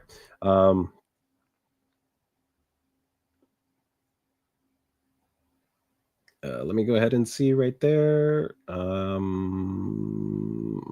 Okay. Yep. All right. Nope. No problems on that. So let's go ahead and continue there. Sorry if I missed anybody else's question here, because we got some power supplies. The main one that I kind of just really wanted to touch on is, I talked about it a little bit, so I'm not going to go into too much detail, but I just want to give you guys here a little bit of preview of the Thor 3. I already gave a recap about this earlier, so just to kind of round out for everybody again, we do expect the Thor 3s to be, I think, again, pushed out a little bit, probably not until now Q3 timeframe. I think probably maybe August timeframe is probably where we're going to be looking at. The Strix Platinum series, I do think that we're going to have before the end of Q2. You might even maybe see them by next month in terms of the Strix Platinum. Keep in mind that the Strix Platinum series are going to be very similar to what you're going to get with the Thor 3, with I'd say the main differentiator being that, of course, the Thor 3 has the swappable magnetic display, right? If you really want the display, then you're going to want to go with the Thor 3. But if you're just prioritizing overall build quality, the quality of the cables, the GPU voltage stabilizer design, the bigger heatsink assemblies, all of those elements, you're going to get that on the Strix Platinum model. So I would say the Strix Platinum for a lot of people is going to be the compelling option. We also will offer a white variant within the Strix Platinum. So you can get the Strix Platinum in white, you can get it in black. Here I'm also showing you the Thor 3 that we will also have in white, which I think will be great. And again, if you guys don't know what I mean by the voltage stabilizer design, that's actually this little guy right here, which is an exclusive design implementation just on ASUS ROG power supplies. It's actually a patented design that we have right now. So it's exclusive, again, to the ROG Strix Platinum and to the Thor 3 series. So the long and short of it essentially is that when your power supply is operating traditionally, it's kind of a unified kind of sensing mechanism that's at play. So the GPU load, the graphics card, the GPU, the CPU, it's all coming in.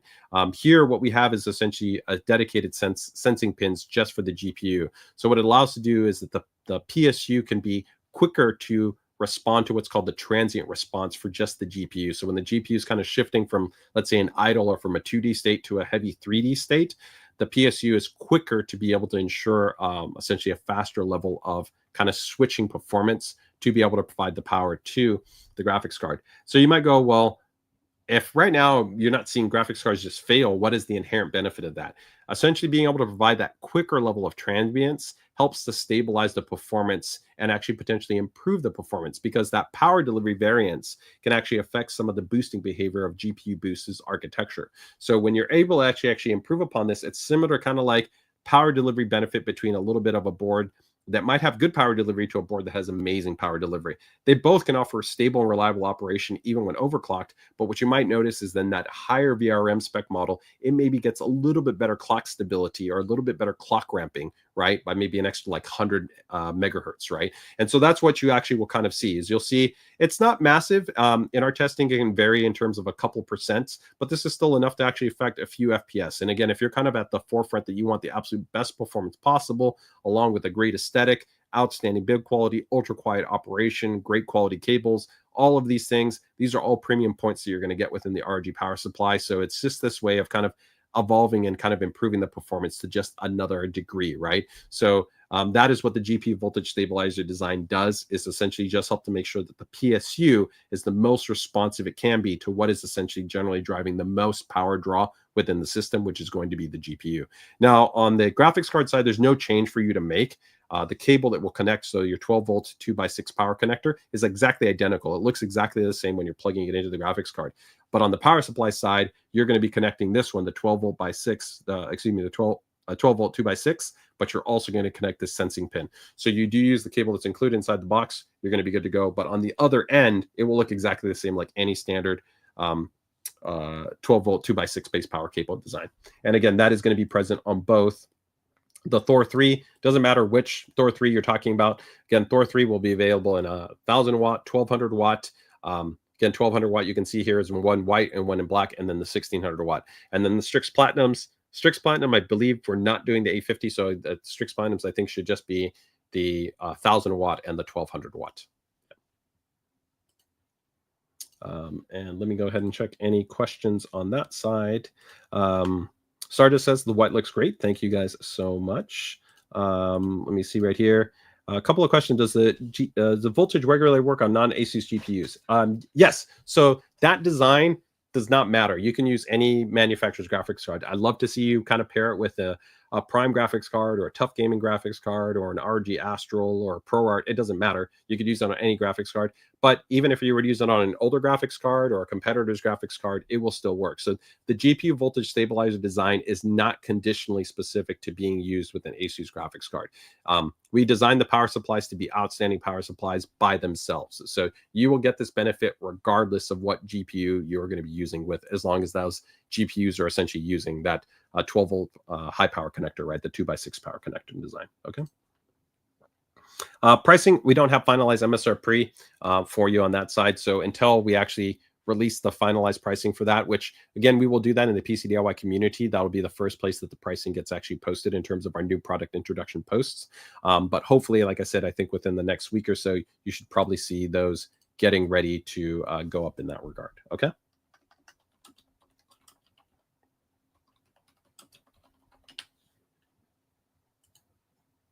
Let me go ahead and see here. Actually, hold on. Wait, you know what? I might have actually the pricing for the Strix Platinum, not the Thor, but for the Platinum. I might actually already have the Platinum. Okay, so I can confirm for the 1200 watt Platinum, that one should be right now $255. And then for the 1000 watt, $230. I don't have the white pricing yet, but the white pricing should be, I think, feature parity. It shouldn't be, I don't believe the pricing will be different, but please in mind, just wait for formalized pricing confirmation. But yeah, pricing confirmation for the 1000 watt is $230. And then for the 1200 watt is $255. Okay.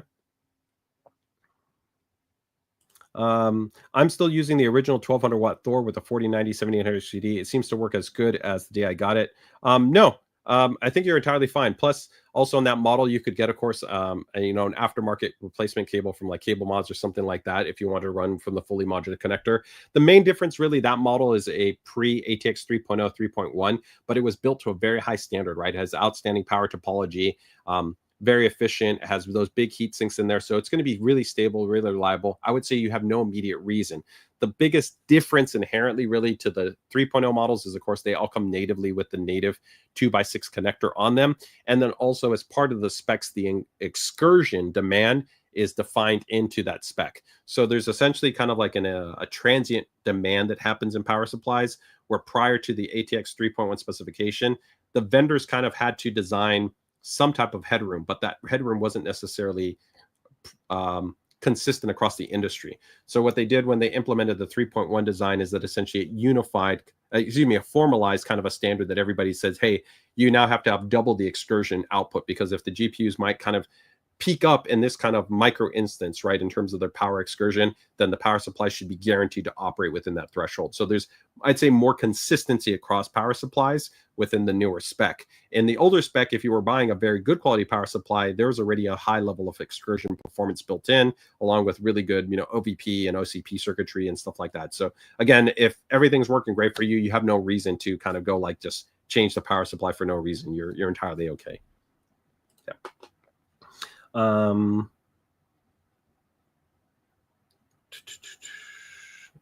I won't talk about any potential next generation panels if you're asking me about that. So yeah. Okay.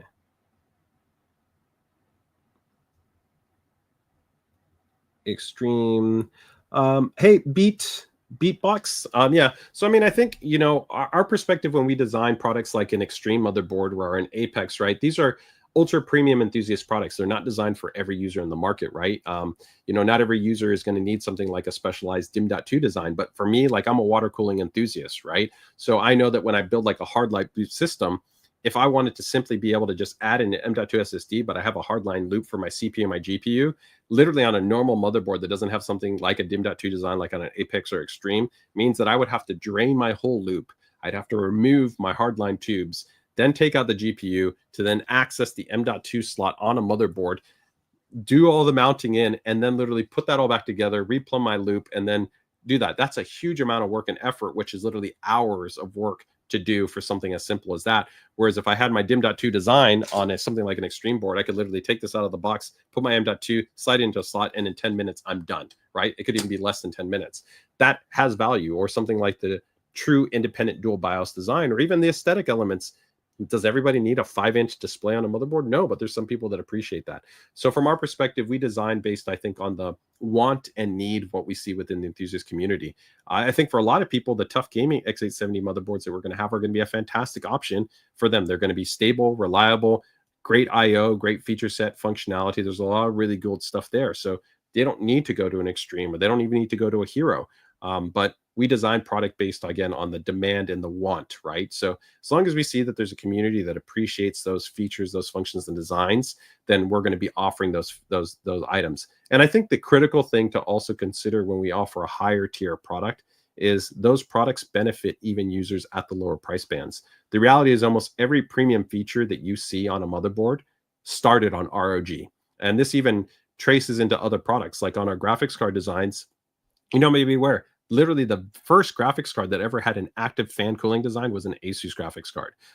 There's other stuff like the 0dB technology, which now is industry wide, was first pioneered on an ASUS ROG based graphics card, and it's now become prevalent in the industry. There's many of those things like on the motherboard side that now, even on competitors' products, if you buy a more entry level product, it was started first and foremost on ROG by pioneering innovations that we have put forth that add value and improve the experience. And so I think when we put products like that to the market, they do carry a higher cost, but they reward the users by giving them the best features and functions that we can put out there. And then over time, we also see those scale out to other products, even at lower price points, which I think is advantageous. And I think that's the way that it should work, because that ultimately gives the users benefit over time, right? Is that we have really cool technologies that we can put in that might be more expensive, more complicated, more production heavy to be able to implement, but it doesn't mean that we shouldn't do them, right? These things can be really cool. And then over time, we can standardize and we can figure alternatives to bring the cost down to be able to offer these type of functions or features, right? Again, even something as simple as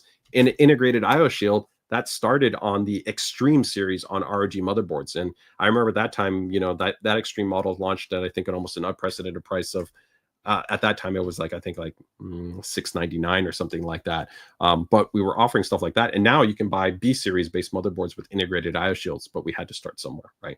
So I don't know if that gives you maybe some context or some insight, but that is how I think we go about approaching the design and development of products. Okay. All right. So let me go ahead and find that. So ROG Thor. So yeah, I already, guys, I'll just show you that little, the Pro WS based products there. So that's pretty much rounding. Oh, you know what? I didn't show it. I didn't show you guys the chair, right? Yes, I have two quick just chair updates for you guys. So let me go ahead and show that. So we have the ROG Courser. This guy is going to be pretty cool. So this is actually kind of like an internally, our kind of design guidance here was an updated version of kind of the Chariot. So the original Chariot was kind of that RGB chair that we offered. This one has actually some really cool design elements. Like it actually has a dynamic lumbar adjustment system. So as you go back, actually both things get automatically adjusted for you. It has a magnetic actually headrest design. It has this really cool integrated RGB lighting system, which looks really clean and diffused, and actually can have light patterns that are across the ghost around it. On the back, you actually even have like a little space to actually be able to put the power bank right there. 4D armrest with 360-degree access. The actual cold foam is actually what's called cold pressed, right, which allows for durability and enhancement. There's actually forming that's also present there to be able to ensure actually better resiliency and better support in there. So I think this is a really cool design to supplement also what we already have within our Ergo option, which that's another update that we have available within the actual Destrier Core. So the Destrier Core, we already launched it, but we are going to be offering an alternative within this. So this is, of course, a step down from the flagship Destrier model. So it is the core-based option. But it's still a fantastic option that if you're really looking for one that's hyper breathable, right, and you prefer kind of that more kind of I'd say office ergo type of design, right, then that's where the Destrier really kind of shines. Outstanding build quality and construction and performance, really nice attention to details in a lot of different areas. I really love the aesthetic, and then now we're going to be offering it in a moonlight white base variant. So we had originally the black version, now we're going to have the white version, and we're going to have the Corsair other option as well. So those are going to be two updates that we're going to have within the gaming chair lineup.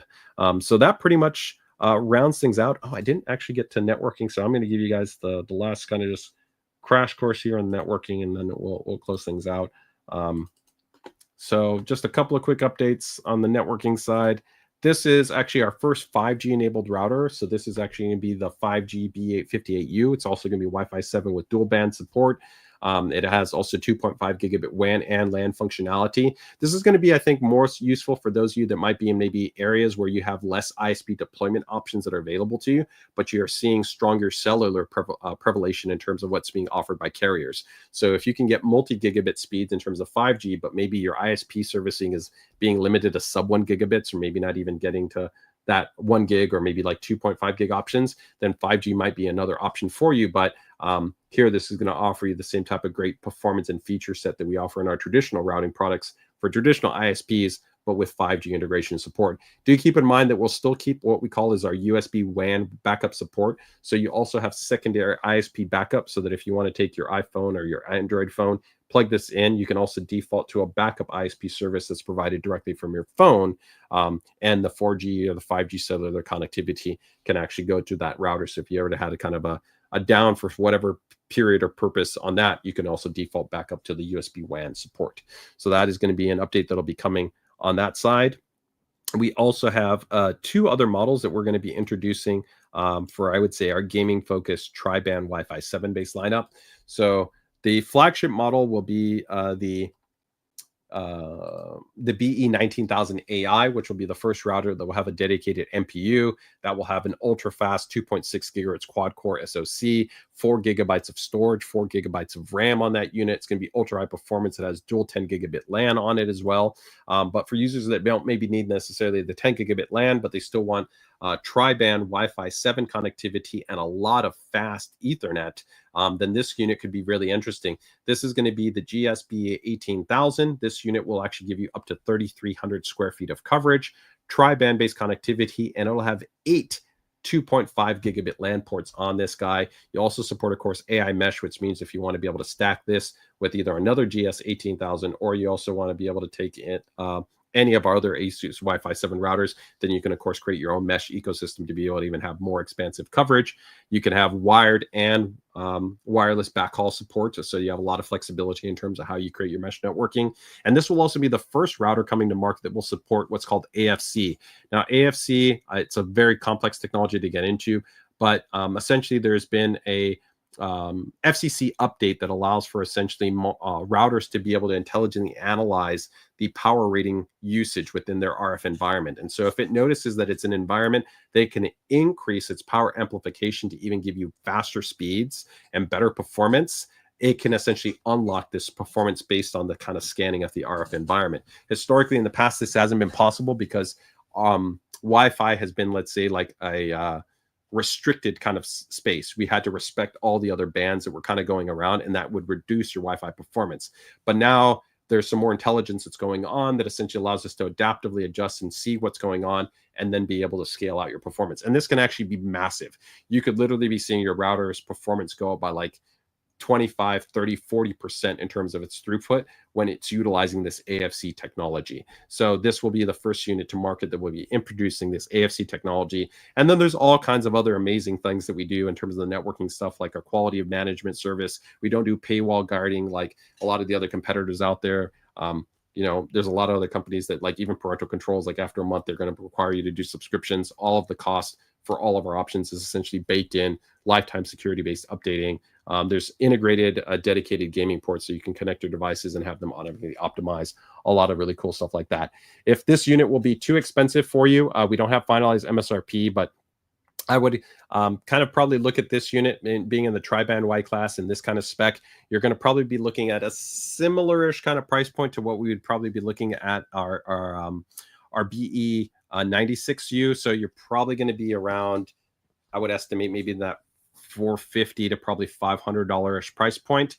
So the next model will be a more even price aggressive tri-band based unit, which will be the BE 9400, this will still be, I think, a really compelling option that we're going to have, again, for people that want to step up to, again, tri-band. You want Wi-Fi 6E, you want Wi-Fi 7. I think this unit will be a really exciting unit, and it will be our most price aggressive tri-band Wi-Fi 7 based offering that still also gives you some really great performance and also wired connectivity. So this unit is going to give you 4 2.5G ports, tri-band connectivity, the dedicated gaming port, all of our rich quality of service options. You're also going to have the AI mesh support, wired or wireless based backhaul connectivity options, all baked into this unit. So we're going to kind of have like a good, better, best option for our dedicated kind of gaming routers, right? So you're going to have the BE 9400, which I think for probably like 75% of people, this is all they're really going to need. Because keep in mind, good high performance based routers can easily cover 26, 27, 2800 plus square feet, which for the vast majority of people is going to be their home environment. You don't need to go to mesh. And in actuality, in a mesh could give you worse performance because you're going to use one band in a mesh configuration, which is dedicated to talk to the two nodes. Whereas in a dedicated router, you get all your bands exposed to you, so you get the maximum throughput. The main benefit of mesh is maybe the stability and the improved performance of some of those bands if you need them kind of more on what's called like last mile coverage. So specifically, I don't know, maybe like in a patio or in a garage or in a space where you notice, I'm just not getting that performance. But the good thing is here, these units all can support mesh if you do need to be able to kind of supplement the mesh-based coverage. But it'll be the BE 9400, then we go to the GSB 18,000, and then we'll go to the 19,000 AI, right? So those will kind of be the good, better, best offering. So you would kind of tier up based on which model you would want to be able to get that tri-band experience. Both, I think this model and the GS, you should probably see this as we get ready to kind of move into late Q2 going into early Q3. And I think same thing for that Q3, probably mid to late Q3 is probably going to where you're going to see the flagship model, which would be the BE 19,000, which I think most of you guys have probably seen that one, which we announced previously, which that will be kind of almost not our flagship, because our flagship is the BE 98, which is a quad band based unit. But this will be, again, the first unit that will have kind of that NPU technology, a lot of really cool stuff baked in. And I talked a bit about this model already in kind of CS, so you can go back and watch the CS live stream if that's something you think you find interesting. So that wraps out our guys' updates. We've packed in a lot. I think it's been something like a 3-hour stream. If you guys have more questions, I'll quickly look right now. If not, then of course you guys can make sure to check out our PC DIY community. It's linked in the description down below. Hopefully as we move forward, it's been a busy year for us. We've had some team transition, so we haven't had as many streams as we normally do. Normally we do have this stream on a weekly basis. Hopefully as we maybe get in the start of next month, we'll try to see if I can at least maybe have it twice a month.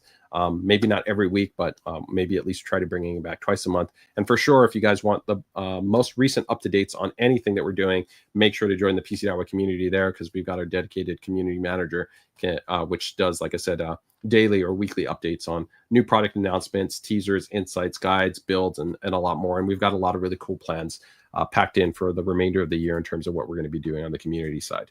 So let me go ahead and just quickly see any last questions that might have popped up there.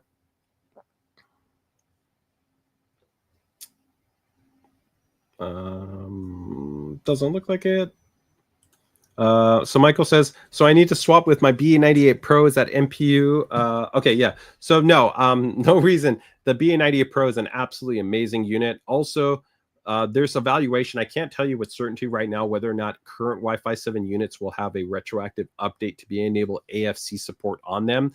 This may be possible, but I would just say make sure to keep it tuned. You're already part of our community. So if we do issue an update that will allow for this, you will see that within essentially communication to us. As you know, we're very active in releasing firmware updates, and you can also check that very easily in the ASUS router app, which of course is available for iOS or for Android. But yeah, the BA98 Pro, that's the same unit I'm running right now, is an absolutely fantastic unit, and it's the only unit on the market which is dual 6 gigahertz bands. So keep in mind, these units, they're still only tri-band, right? So it's 2.45 and 6 gigahertz. You have a unit which is actually 2.45 and then dual 6 gigahertz plus the 10G, the ultra high performance chipset. The one differential is, of course, the BA19000 AI will be still the first to introduce that NPU technology. So there'll be some interesting things on how that differs between the BA98 in that regard, but I would still not tell you that you need to change your current unit. You're pretty much using the best possible Wi-Fi 7 router that's on the market right now by definitive margin. It is the fastest unit you can get. So I would see no reasons to change it in any shape or form. All right. All right. I think that's it, guys. Thank you guys so much. You guys have a fantastic Friday. If you guys are going to be off on Monday, enjoy your Monday. Stay safe, stay healthy. Have a great weekend. Thank you guys for joining the stream, and look forward to seeing you guys as part of our PC DIY community. So with that, guys, take care, take it easy, enjoy the rest of your day. Stay safe, stay healthy, and best of luck with your guys' builds. Bye-bye.